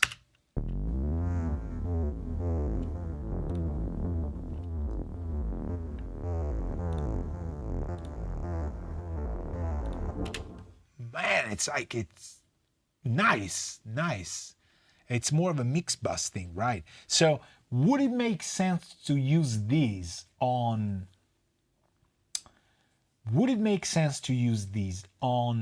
buses, for example, for a setup related to bass, to give the bass more bass, or would it make more sense to use it as a mix bus thing? Let's move it to the mix bus. But I have to save this preset here. Hold on. Let's do it. Save parameters as. Let's call it Alberto's Badass Bass. Or Subwoofer Push. Subwoofer Grind. For whatever reason. Okay, that's now a preset. Mixhead has been mostly used on the mix bus, what I understood from the threaded gears base, whatever, slots. I use it mainly on the mix bus, but it works also great on, yeah, I mean, this is a type of tape machine you can use everywhere. At 0.1 milliseconds latency, awesome. And you can use it on vocals like from the get-go, and you can use it on the very end. It sounds to me like Quantum, like the Crane song, Tape Algorithm, the Phoenix. There's one that is taken from their converters as well. Not like, you know, Nebula's CDSM tape machines. Those are like the real stuff. So if you're doing proper rock, country music and stuff, maybe this is, you can even use it after, or you can use it instead of, but it sounds like if you really want the feeling of a tape deck, this isn't there. And to me, this is a compliment. It's not like a bad thing. So mix at most, okay, are you, yeah, some people compared it against the Crane Phoenix, and some preferred it over Phoenix. I've used Phoenix for a very long time, and on TDM, because I had it on Pro Tools 7, yes, HD. And at the time, I didn't have a lot of processors, so I had just software, and I think 15052, the TL Ivory 2-channel strip, to track one instrument at the time. The studio only had a booth in which I could do a drum kit or guitars, or, you know, one instrument at the time. And Phoenix helped me out a lot. It would just, you know, soften the thing. If you have Heat, I know James uses Heat on Pro Tools. Also, Heat is amazing, integrated in Pro Tools. So let's move it here on the mix. All right. So let's just assess just a quick whatever balance, because we don't have a balance at all here. Yeah. Well, clearly we don't have a balance at all. Who's making that noise? All right, let me just disable this. I said we don't have a balance. I thought we would kinda have a little bit of that. So I think the kicks here is kind of super loud. Maybe not.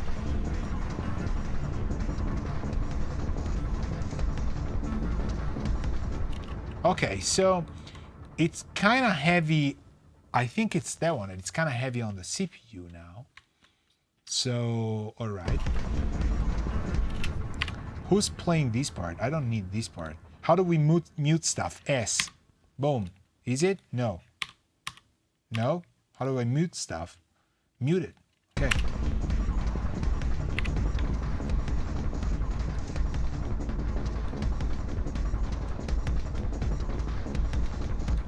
I still hear this kick. Sorry if I'm interrupting myself. It's part of the stream. I still hear this kick kinda dry somehow. Up, of course. Is this moving? Why is it at 0?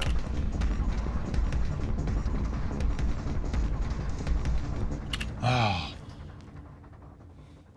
Have you heard it? Does it make sense to you? Let's do bypass and engage.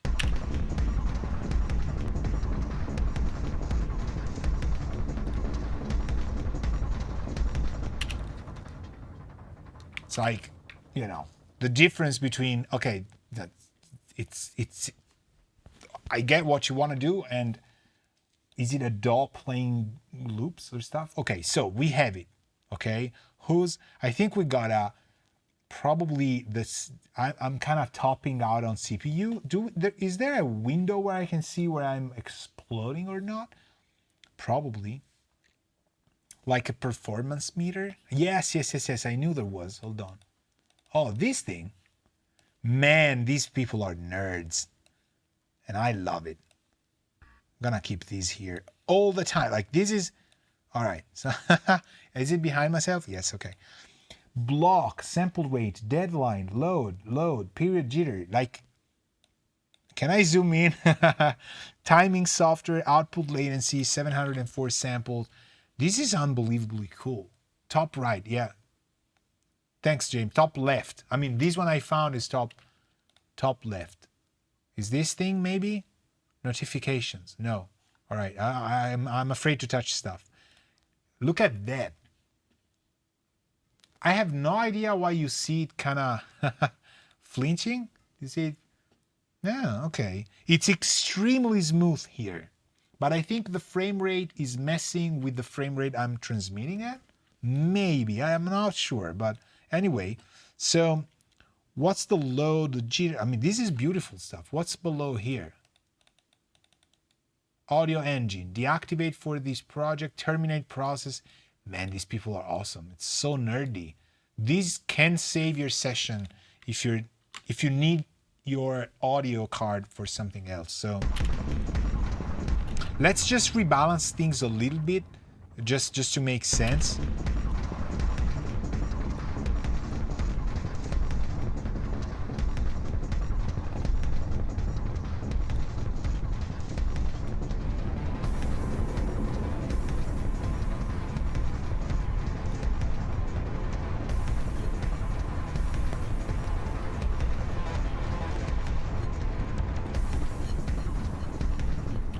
Okay, I'm liking that. Do I have a ton of subwoofer lows in it? Yes. So that's fantastic. Let's check if this is delivering the thing. By the way, I read some rumors that at the GS, the UAD Spark, that they might drop Luna for Windows soon. Ah, okay. I'm not gonna delve into it. But with UAD, it's like, have you tried Luna? I'm like, nope. And it's years that we do that. So I need to check my mix bus. But I mean, it's an amazing thing, of course, but I'm not even gonna flinch again, like Bitwig, to think to do something like this in Luna. Nope. But if you had like Apollo interfaces and you had a recording student, again, if you're using that specific DAW you want to use for the reason why it was made, absolutely. Each DAW has that one thing that it was kind of made around, but if you're not, there's probably no reason to use anything else than this, really. And I'm saying that completely off the thing. So despite what UAD says, you really need Apollos to use Luna properly. I kind of just said that. Maybe James was sending the message while I was saying that. If you have a UAD hardware studio and you're tracking bands and you want to build a new old school studio, it's insanely cool. And at that point, you have benefits even probably over Pro Tools and other stuff. But if you're not, for native, I don't know. But it's improving and they're keeping up with the pace. They're really investing a lot. So it will get a lot better in time for sure, maybe in a short time. So this thing has to, hold on, I have to copy A over B. This thing has to just do a little bit of a thing, and this thing has to do a little bit less compression somehow. Yeah, we're killing it. It doesn't sound that bad, but this has the slowest auto release ever. So first let's do this. And it's got a sidechain in. Why does it have a sidechain in? Of course it's not gonna work.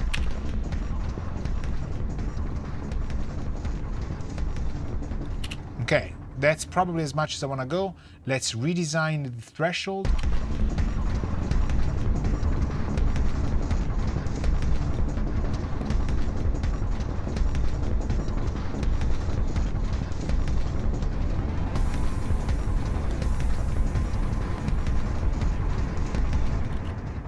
Okay, you hear it sometimes, or I hear some crapping out.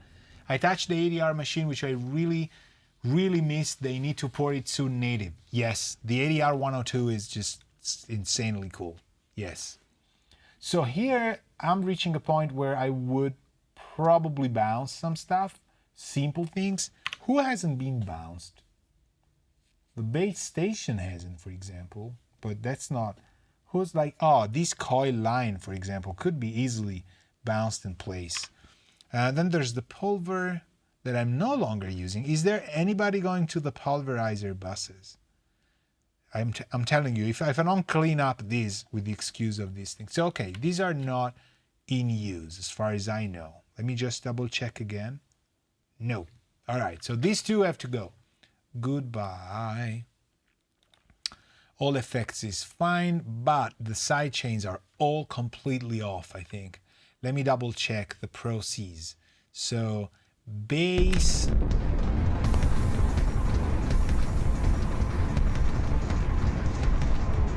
This is not too bad. Okay, this is this is destroying itself. So let's do a B.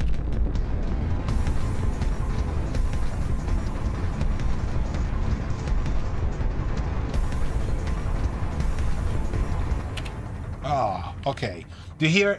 It has to sync, but not completely choke itself. And again, maybe Martin, you were here. I said it. Maybe James wasn't here either. I'm doing it pre. So when I say chain, I think Gabriele also asked me about kick and bass, and I wanted to do a masterclass on it. So I'm using the pre version of the sidechain. I'm not sidechaining post. This means that if I move my kick volume, the sidechain feed is the same, and it allows me to kind of do, yeah. I mean, some people like James says you gotta do send pre-fader. You gotta send pre-fader for sidechain. I know some people that send post fader because they say if I lower the kick, I need less of a sidechain impact to design the groove, for example. And so like you raise the kick and you get more sidechain, you lower the kick and you get less sidechain. I don't think that way. I like to say I raise my kick and then I go to the threshold and change it if I need. I need them to be independent. So to me, see, okay, Martin says, I never did pre-fader, to be honest. I know a lot of people that don't do pre-fader, but me and James and I apparently kind of think the same. I like to be able to set the kick volume with the sidechain independently set. Because what I usually like in terms of sound, if I use sidechain in the last year, I've been just using a lot of, I didn't do much, but now, you know, the genres, this type of music, you kind of need this massive Armageddon kind of style thing, and you need the synths or the orchestra to sync differently, but just to sync. But I like to sync more and keep the kicks lower rather than doing higher kicks. You know, I need to have a little bit more sidechain than the volume of the kick really would ask for, you know. So when you push the kick, you need to rebalance the sidechain. Yes. And exactly. So the con to what I'm doing, if you do pre, is that your sidechain has to be redesigned through the threshold here. Yes. For example, this is the effects now, right? So the effects, I think they're choking too much. So I'm gonna start off.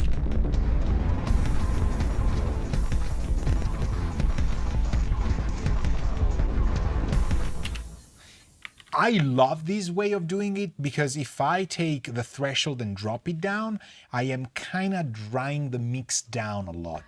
And I like that. World-ending sounds. Mr. Gum, thanks. Because I take it as a compliment, although I wish I'm not writing, you know, I hope I'm not writing music for it, but it has that kind of vibe. Yes, it's got a, like the inspiration I'm taking from, it's kind of that. So it needs to be sort of on that line. So, Mr. Gambit, thank you very much. I appreciate that it's a world-ending sounds. I hope you meant it as a compliment, yeah, and not just like, oh my God, if he starts making music like that, the world's gotta end. There's no reason to be there. So if I drop the threshold to -60, it's on the all effects bus. And if my routing is correct, which I hope it is, let's bring in the effects just to make sure, because obviously you pay dearly for all of your effects issues. The hardware effects, they don't have an output, they come back from the 2 bus, and all of these go to all effects. So this is good. Okay, we can ditch this.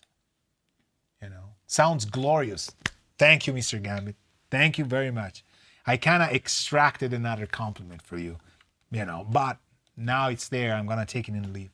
So, so if I move the threshold with this configuration on the all effects, I will kind of dry the session down, right? So the effects can help the kicks and the beats, the low frequency kind of blend in, or they can kind of flood it. If it floods them, it doesn't sound defined as much. And remember, my beats are mono-summed. they have a mono maker and it's 100% no side content. So these kicks you hear, they sound stereo to you because the effects are making them stereo, but the source of the kick is 100% mono, okay?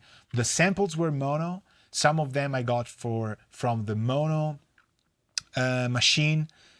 Some of them come from mono sources, so they're mono. And if they weren't, they will become mono because I'm completely castrating the side of the Beats bus. So let's try and play with it, and just this loop just go up with the threshold and hear when I think it's kind of a good point.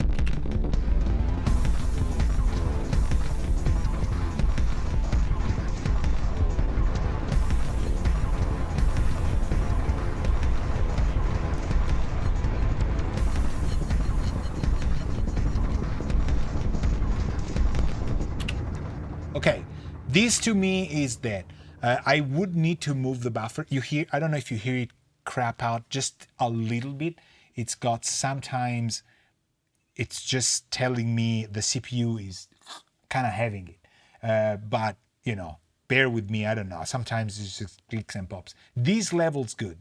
And I usually keep these at 18, and I kind of, as I told you, it's between the first and second line. I kind of hate to be, I don't want to say teach, to be teaching that, you know, like visual kind of trick and stuff. But to be honest with you, every time I've done this, I end up with sort of like a 3/6 thing, you know, but just go by ear. You hear when it was kind of a 12 o'clock threshold, it was horrible. You could hear the effects, but they were placed in a weird way. At that point, I would have rather had the threshold completely down, like a completely dry session, like this.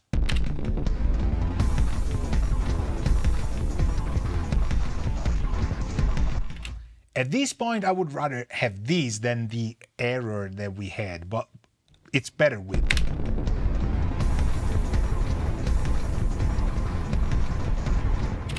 It just, you know, there's no mix bus cleaning and all that stuff, but it just feels the space, right? And well, there's, for example, I usually have an orange EQ here, so and a master desk now in this thing. Oh, there's no orange EQ. Why there's no orange EQ?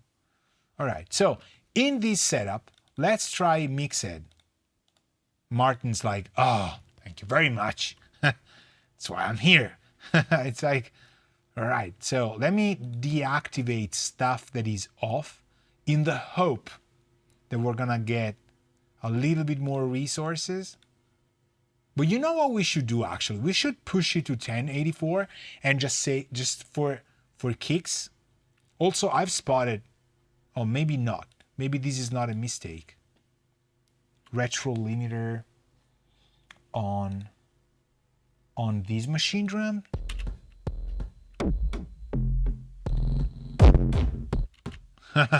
Well, maybe it was right.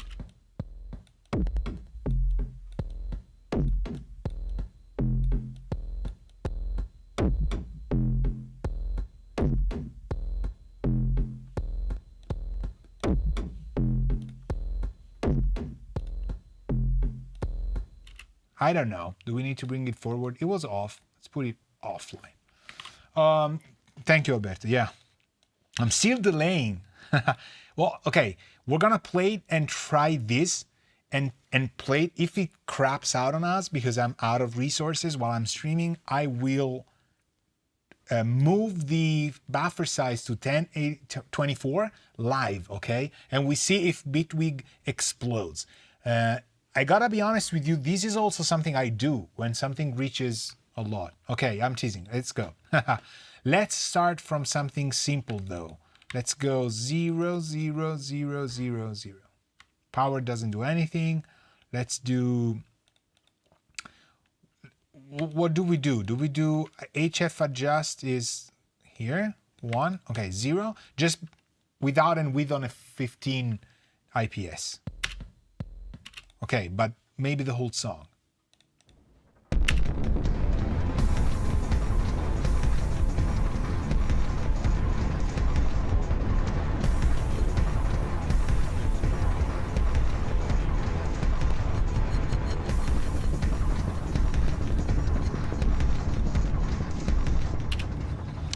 Okay, so to be honest, it's in the right direction in terms of not being old school tape.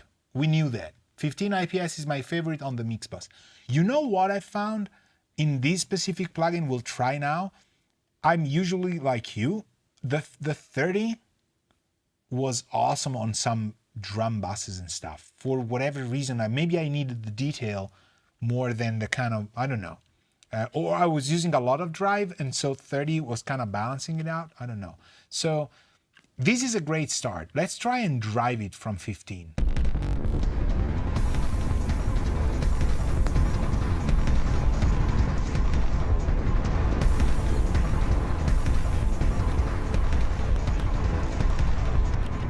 Okay, so it's gaining it's gaining up, right? It's becoming louder, and so I think we need to drop it. Maybe 0.8, maybe 1.2. Let's do 1.2.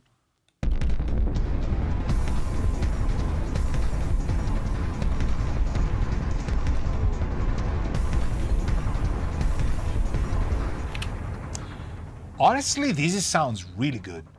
Really, really good. It's already doing that, but can I do the 1024 thing? Let's do that. Let's do that. I'm gonna open the control panel and say like, oh, this is not working. We go 1024. You ready? Live. Boom. Okay. Bitwig's reassessing.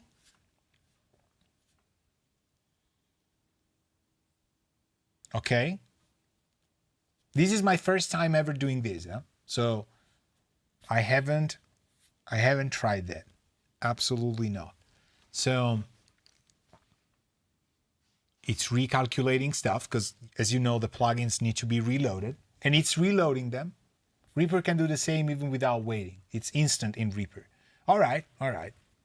But I think it's the sandboxing here that will probably do that. Here we go.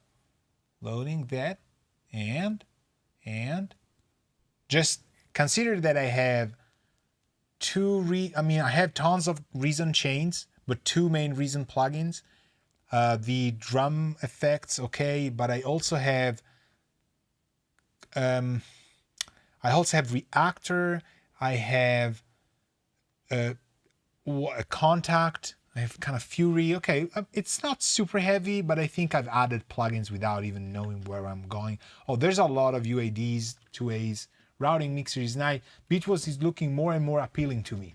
Yeah, Gambit, I'm switching to it. I said it for this project that I'm doing. I haven't been given any like you must send us a session with, so I'm gonna use Bitwig. Kind of happy that I do it. So we press play. Let's keep an ear on, is it tight the session as it was before? Because some DAWs lose a little bit of MIDI coherence, although here it's half MIDI, half audio. So do I have a solo here? Maybe, maybe not. Ooh, hold on. What is happening? What is that? Did we lose sounds? Did we? Yes, no? Okay. Maybe I had a solo somewhere.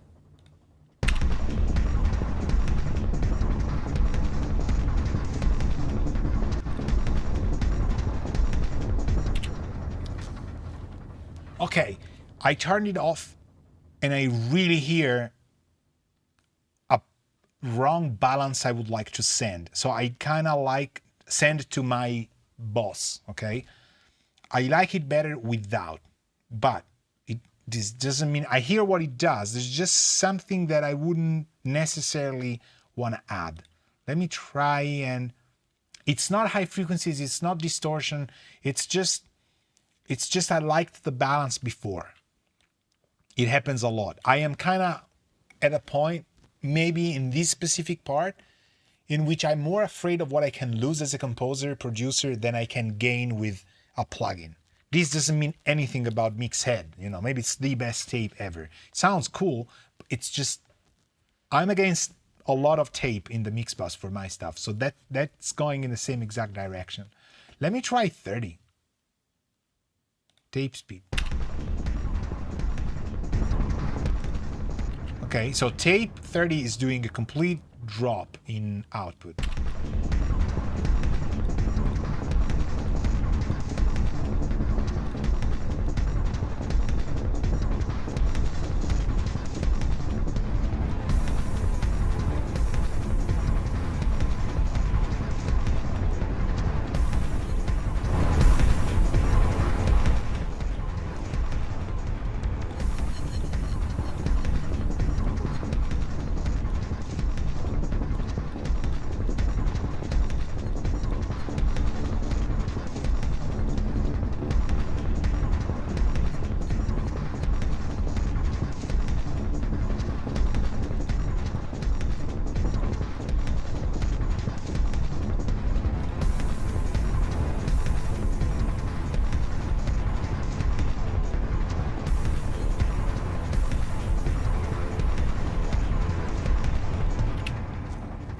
Okay, 30, I still remain my point. On this type of music, on my stuff, I kind of like 30 better.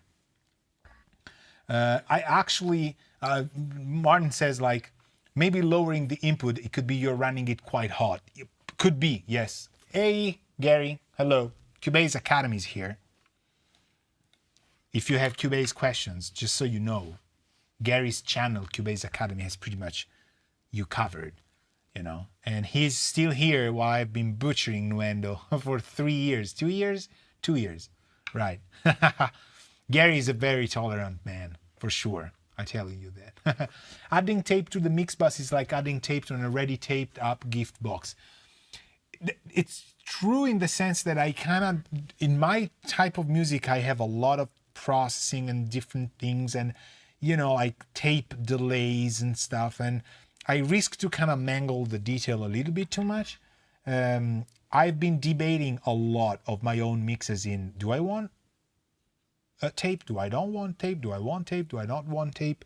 All that stuff. And I've ended up always not using it. There's some exceptions, a couple plugins, but this is still good. The high frequency adjust is addictive. So one word of advice is just be careful, because by just making it a tad brighter, it sounds better.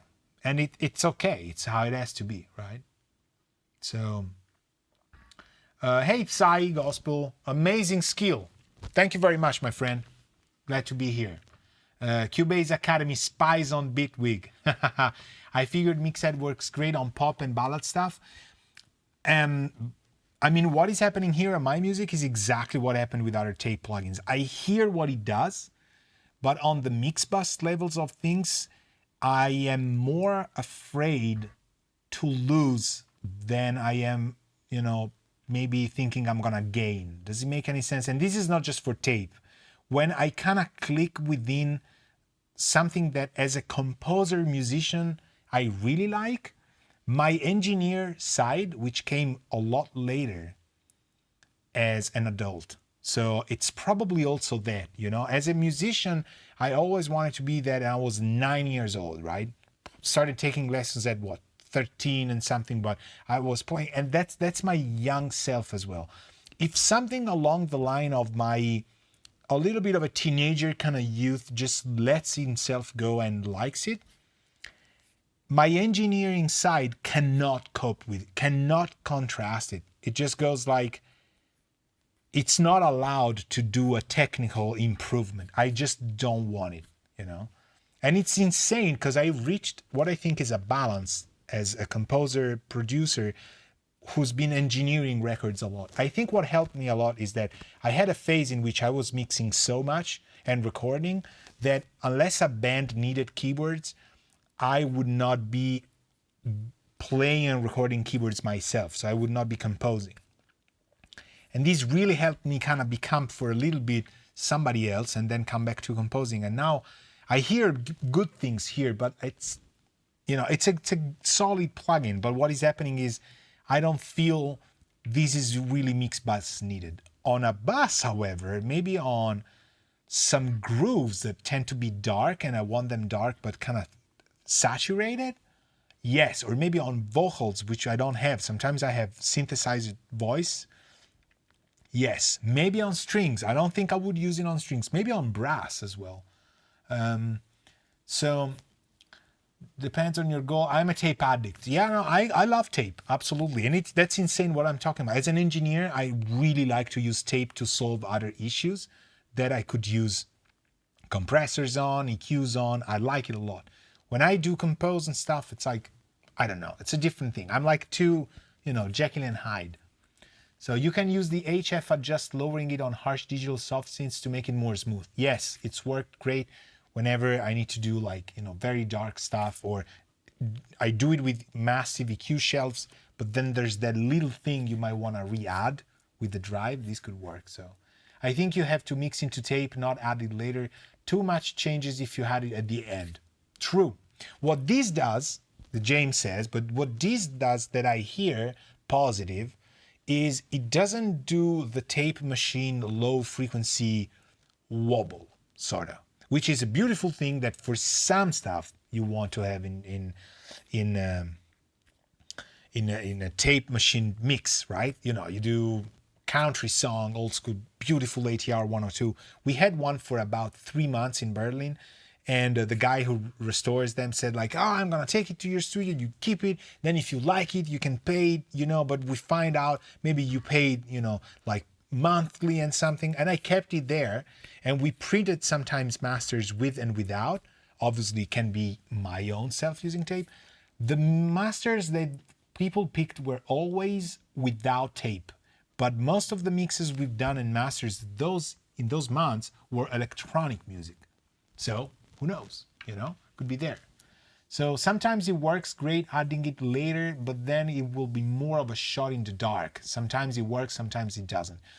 I think if you do it later, you need to really feather touch it, Like you don't need to go, like that's what, like the Joey Carvalho, putting challenge, right? May I suggest, putter, 3-wood. And that's the thing. Don't do 3-wood maximum strength when it's just a feather touch thing, right? Otherwise, it's like record is in garage. But no, what is it? Parking lot. One of my favorite Simpsons episodes. So here, you can probably, I wouldn't even go 375, but a 30, maybe we underdrive it like crazy. Let's do that. Let's do the opposite.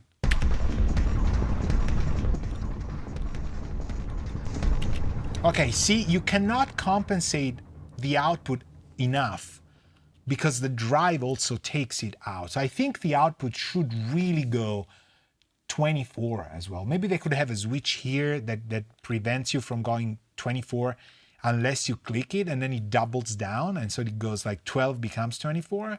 That could be cool. Or just have it at 24.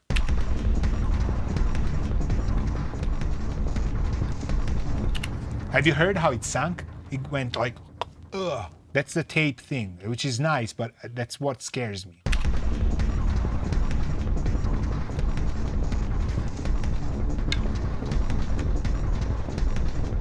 Hear how that kick is really like, can you see it? Like mask, military asset, and just facing you, right? Portrait mode. Right? That's the thing. 1, 2, 3, like, enemies or stuff, that's, cutscene where there's, these are the people that are doing bad, and they're like coming for you. If you add mix head, it just sinks it in, which is a nice glue thing. It's just that I don't need that. So I'm not advertising mix head. I'm not, want to make you buy that. It's just, I'm saying everything that is happening is perfectly in line with what tape does. So it goes to say that it works because I don't want to add it on the mix bus. So I will comment them about the output again. Yeah. Feather touch. Exactly. Gambit. Do you know that in Simpson? The video game that Bart gets and and he doesn't like it and he's super bored and Fanta. I think there's people who did fake NES cartridges cartridges. That's the English word for that video game, which doesn't exist, but you can touch it, and I would love to have it here, like Leo Carvalho's pudding challenge. I put the feedback about the output volume and gear size as a feature request. Nice, thanks, Martin. That's nice. Because it's just a shame. Let's take it off here and move it to just the synthesizers, after the sidechain's been done. Actually, no, before, because I'm someone who thinks the sidechain has to rule the end thing. So, all right, so let's try this. Let's reset everybody. I still believe that my DZ tape kind of whatever. Let's try that before and after.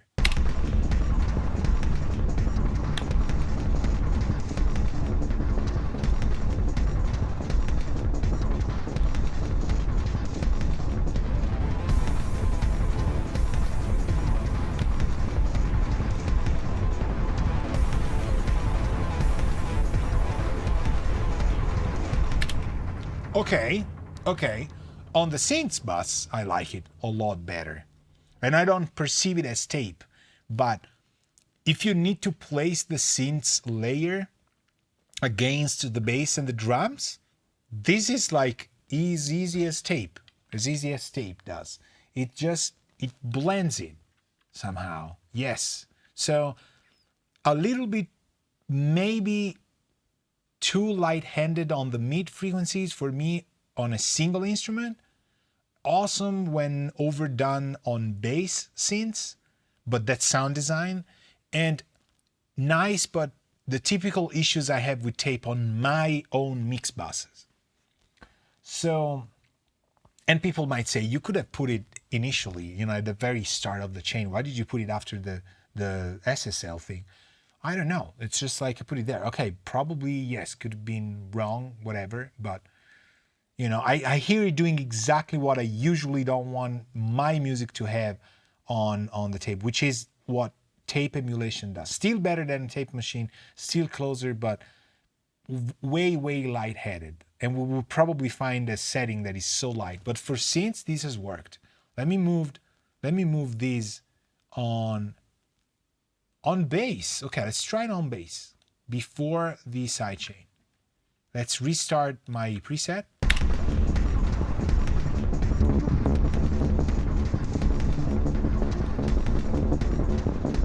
Okay, this is crapping out on us a little bit too much.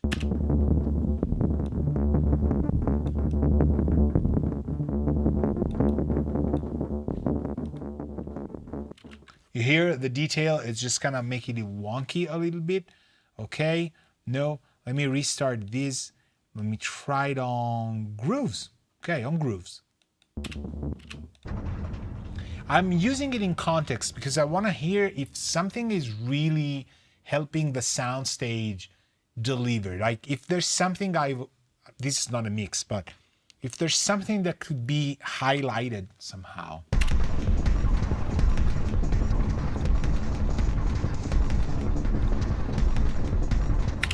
Okay, I'm gonna start doing it on the grooves.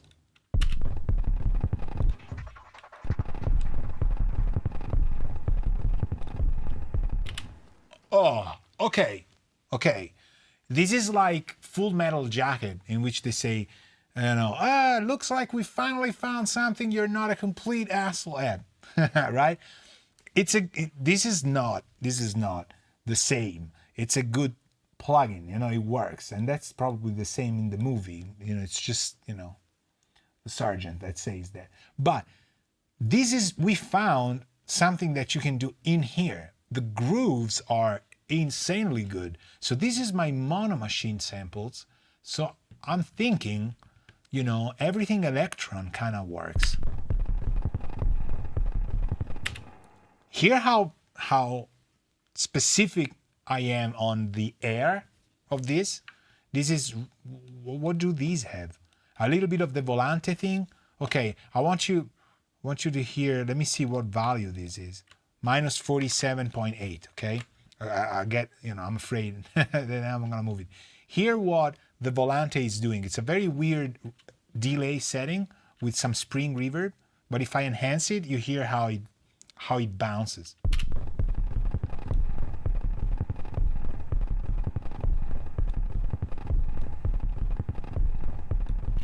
I actually don't hear it. Oh, I don't hear it. Why don't I hear it?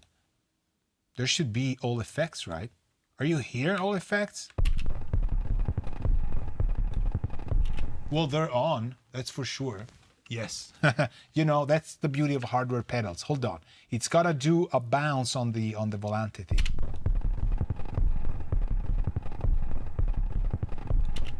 Why don't I hear it? Oh, maybe because it's not going out here? No.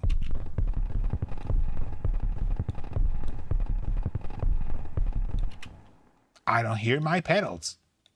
I don't hear my pedals. Where's the pedals? Oh, maybe they're getting slaughtered by... No.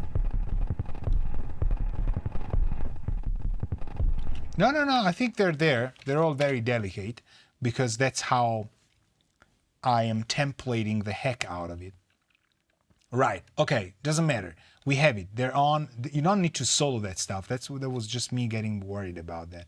So, minus, let's do that. Let's keep it here. Doesn't matter. So it's doing some rebounds and it's all weird. It's got like 3 and 4 for the heads and 2 and 3 for the feedback. So it sounds like crap on pretty much anything, this Volante setting I have, but when it works on some drums, it's just having that, you know, Armageddon kind of style.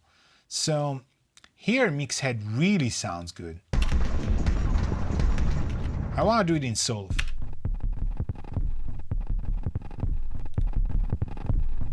This is nice. It's really, it's fast. It's nice. It's fast. It's got that point, and the HF adjust is minus 1.8. So this is nice.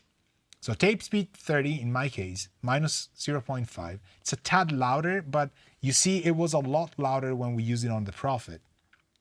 It doesn't sound as loud here as it would the same preset on the Synths. So it's an average, you know, kind of saturation or maybe dynamic range compression. I don't know if it does that, but there's some level of cushioning with the harmonics it adds.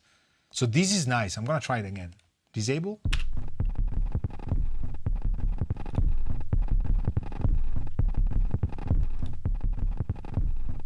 It's still pointy without, but with. I'm gonna keep it. On the grooves. Okay, let's try it on drums. Now here I think we tried it. It's already so washy-washy. So Mr. Washy-washy, and I don't want to do it. Let me try the beats. The beats are dangerous. Last thing these things need is just more highs. Right? And I'm even carving them here. What if I cut it here and then add it on the tape?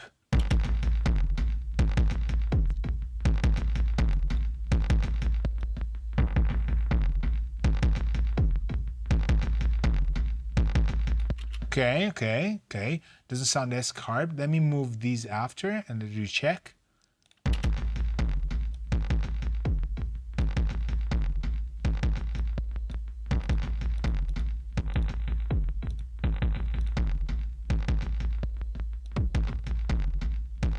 Okay, a little bit after. Okay, let's try now this.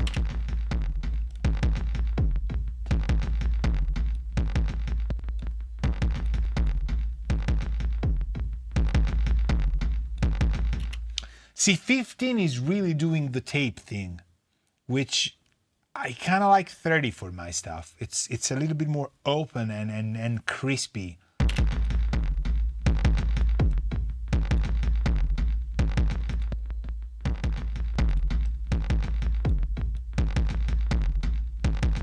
Okay, that's what we want to do. So 15 is eating a little bit too many highs, but I'm now, let me do without these two.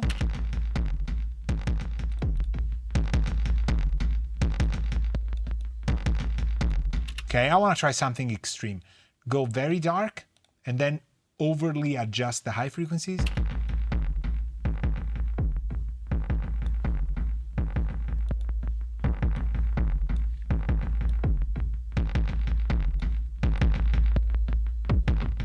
Oh, okay, the lows are nice though, huh? It just gives you that oomph.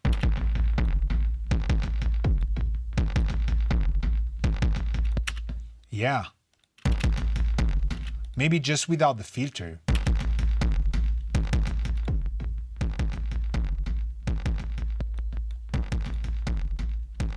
Oh, there we go, there we go. Maybe this one, hold on. Now, without, in context, without and with.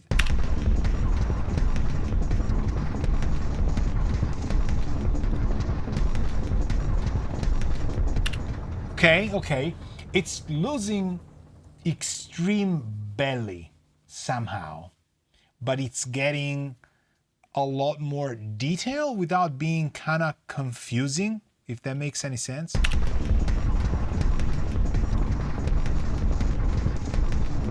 Okay, I would adjust these as such. Follow me here.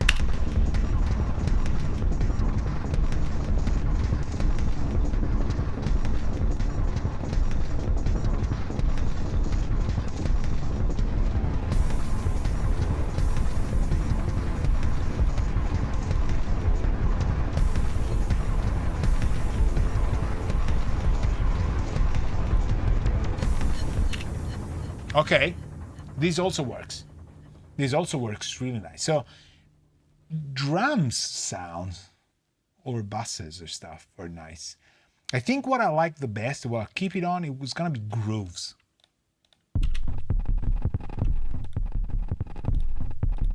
It just keeps it up, right? So this one, yes. This one, no. Right? So click it, ciao.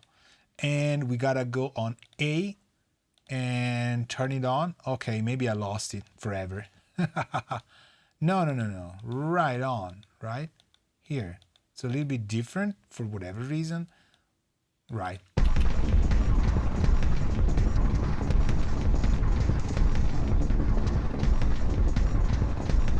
think it was higher. All right, I'm not gonna save. Or actually, I'm gonna save more group testing, whatever, 04. Because I wanna recover what that number was. Maybe if I undo, it will work, but I will not doing. So what I was mentioning is look at the beats here. It's completely 0% width. If I had it on 100,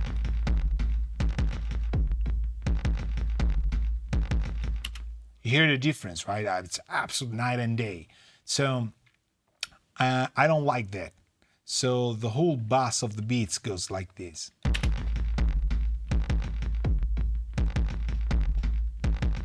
But the effects are still stereo and they're kind of light somehow. Not too much, but they are. So yes, it worked. They make so many weird plugins. Did you know about this plugin here, Good Math? This is another Make Believe Studios thing. And you can click this to have a little bit more. I have no idea what this does, the A. Let's try that. You just add numbers randomly until it sounds good. It's mathematically forcing the computer to, I think, round the calculation somehow. It's weird. It's placebo. I don't know. But let's try that.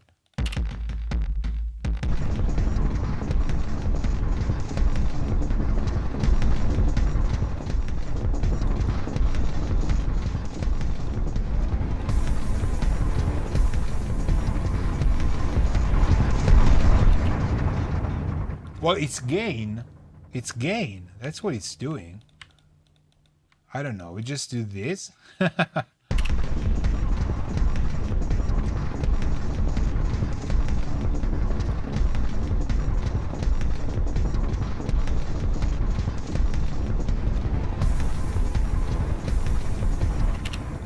It sounds better with, but I have no idea. This is just to tell you these people are insane.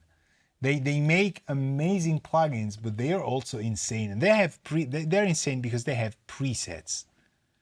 So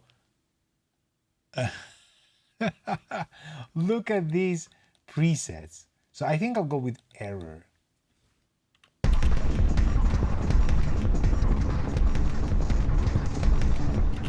Well, this is adding a dB of gain, a dB1. Their soundtank seems to be very awesome. Yeah. No, I mean, these people, they know what you're doing, and Metric Halo does know what they're doing. But some of the make-believe plugins are just unbelievable. But you gotta like try make-believe. They have very awesome stuff like the sprees, the soundtank, mix head, the parallels are very nice. The EQ is great as well.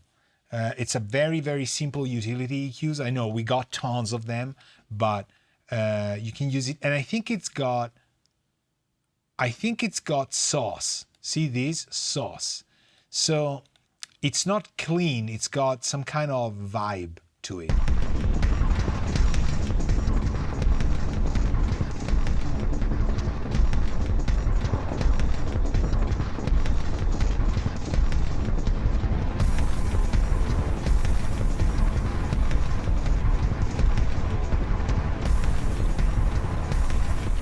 There we go. We got a mastering situation here. What have I done? You don't know. And I think they make it so you can't know. Oh yes, show live readout. I mean, if you go here, you see it. But otherwise, I like the average trace, yes. So I don't want to see the live readout. Auto enable filter when filter parameter changes. Require option for scroll will change of bandwidth. No, but the sauce is nice. Huh? This was pretty good. Let's try and disable the soundtext and bypass the soundtext while I'm playing that. So this is in between my 6030 and the glue, okay? And good math, I don't know why we should keep it. Oh my gosh, I had it while I tweaked the EQ. Now I can't take it off. Let's try and bypass the soundtext and bring it in. It's a little bit louder because I didn't compensate the output all the way, but it's just a vibe thing. Hear how your speakers are like, or your ears are like cleaner. I don't know. Try that. Try and describe it yourself. Let me know what you think.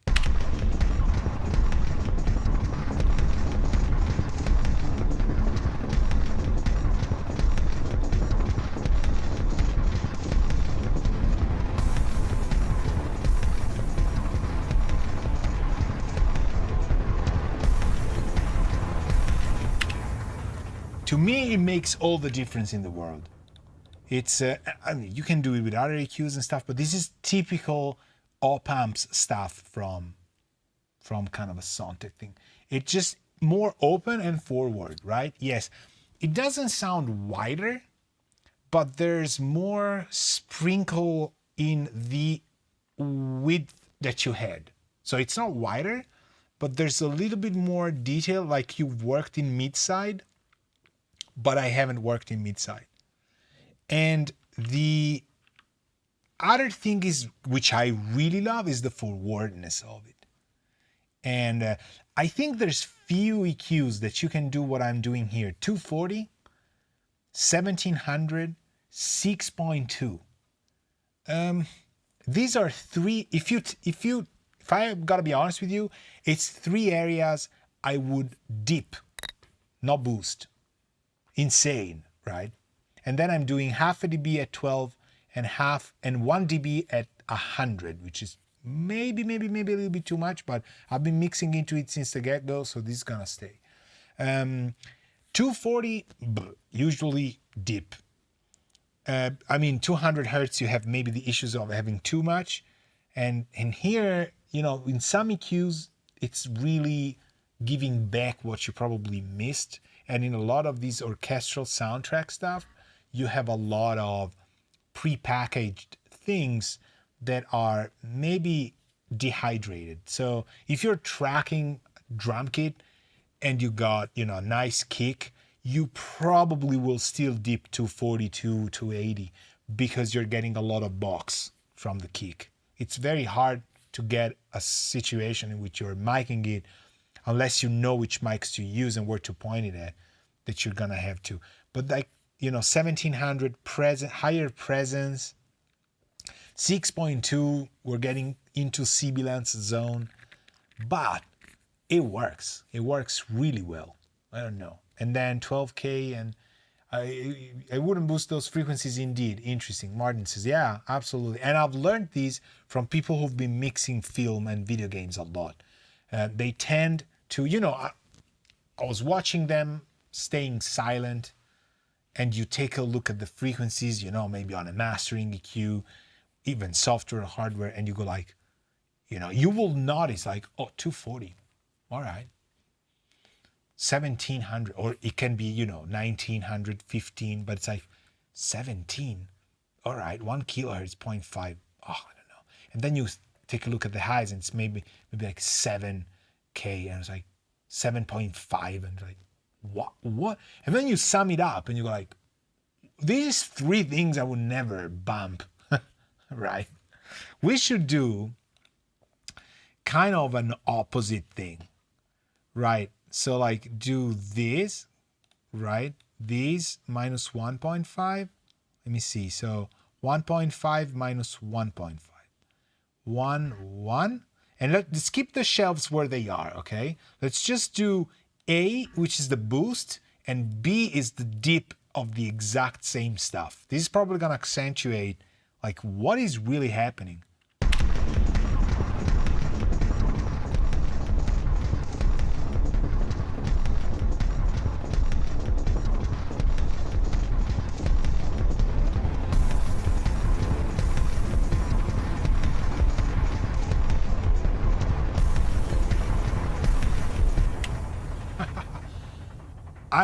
This is insane. I should have thought about doing this a long time ago.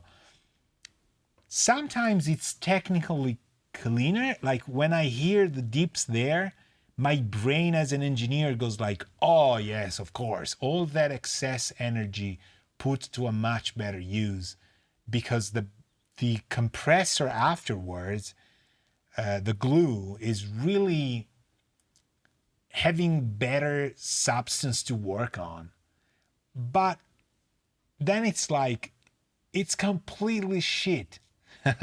It's insane. Like from a, do you get carried away? If you had headphones and you were playing the game and behind these you have these, imagine you have dialogue, right? Some video game character that is telling you, come on, we have to go there. It's gonna explode any second. Move, move, move. And you see things going and you hear this thing in the background.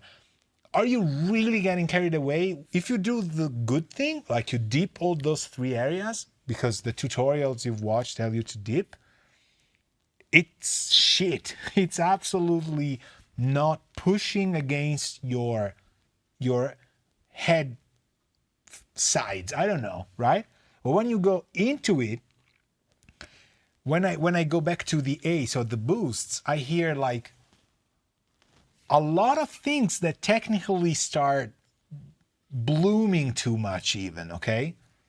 And so maybe you could fix it in other ways, but 2 seconds after you're gone. It's like you jump into a pool and you go like, wow, it's so cold. And then it's like, oh, it's the best thing ever, right? It's that thing. The moment you touch the water, you go like, holy crap, this is cold, right? Or this is hot. And then it's like, oh no, it's perfect.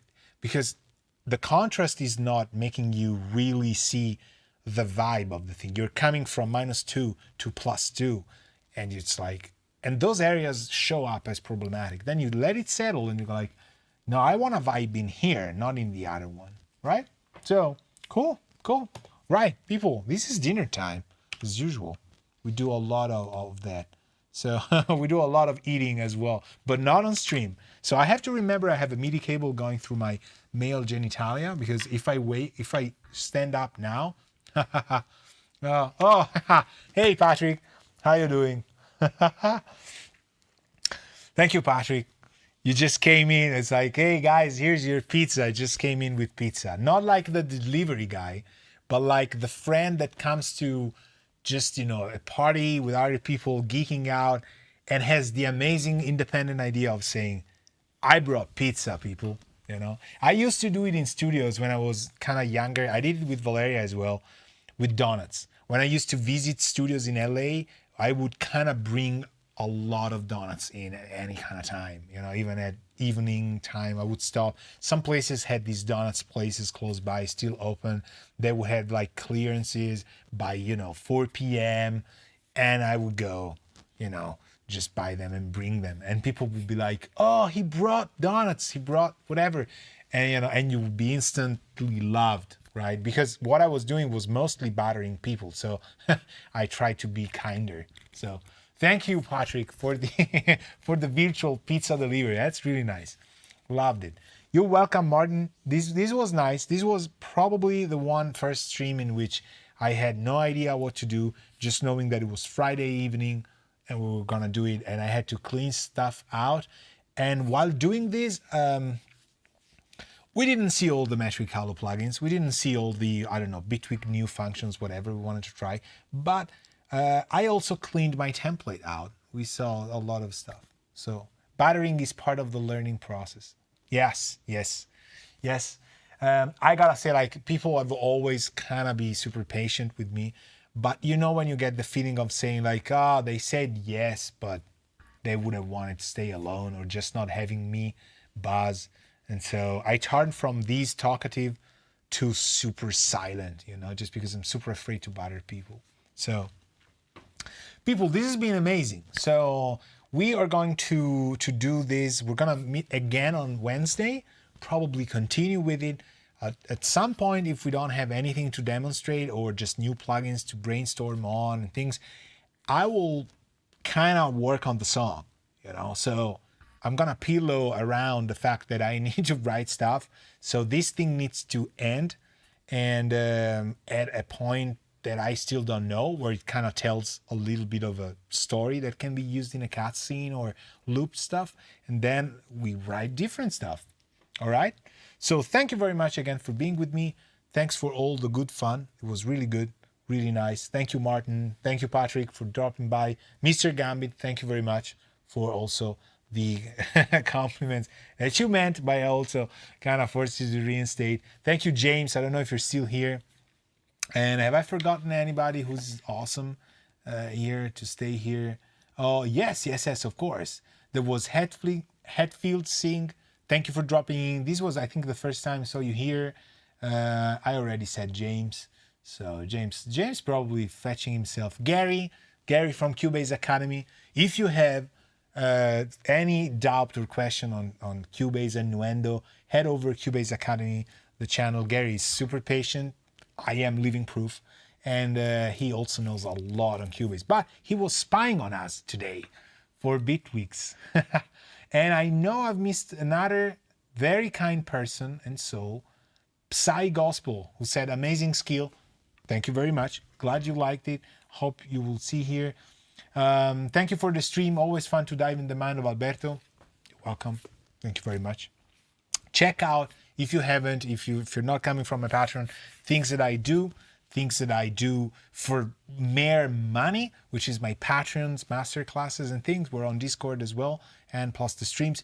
If this is happening, this is something I should say a lot more. If this is happening, streams, talking, plugins, educational discounts, bothering people who are in the business and stuff, it's because of my patrons. So these people, you know, a lot of people are in here. I'm not gonna name, I've already named you, awesome as you are.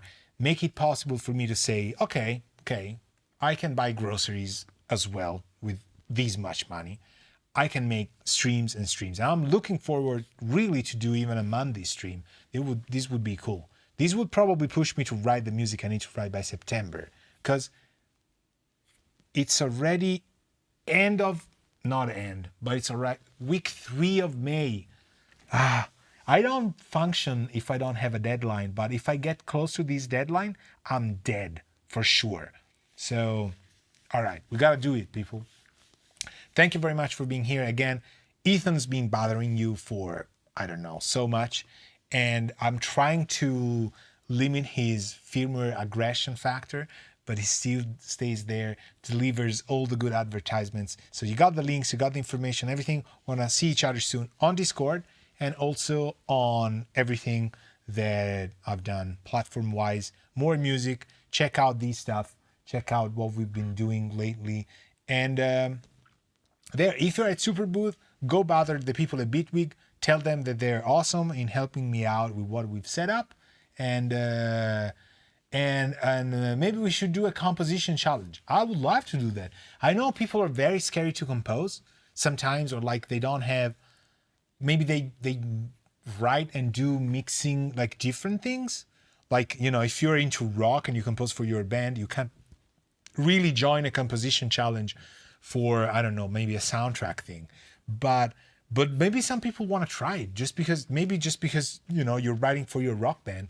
It could be awesome. You might write something for whatever, a cutscene or, you know, an idea. We could start with like a common scenario and we just get, you know, I could write like a synopsis like I get sometimes, or a sketch. I also get sketches, but the sketches you know, they're not mine. And I cannot draw for the life of me. So what I get sometimes are pieces of art. I can't believe people sketch stuff. People behind the video game, there are amazing human beings that will be probably forgotten for the work they've done. I hope not, but you cannot believe how some people draw. I know Patrick is into the gaming industry as well. Some people draw a type of spaceship that is the most amazing picture you would hang to a wall, and it's just a sketch of 20 that they do, and maybe nothing gets approved. It's a sad world, people. It's just some people are so talented and they're asked to work at such a standard that it's really, I will leave these food for thought. Okay. So just let's be mindful of the level of art and energy dispersal that some people who are 20 and work 2 daily jobs are able to do. Because I've seen, for example, 3D artist sketches, and I'm completely bamboozled. Like, how do you draw these? And it's just, I draw it. So how long did it take? 20 minutes, half an hour. It's like, what?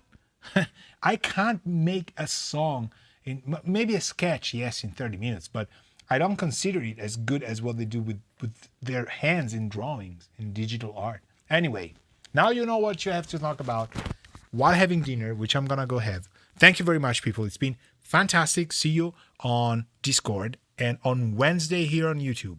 Ciao. Kisses to everybody. French kisses to all of you. Ciao.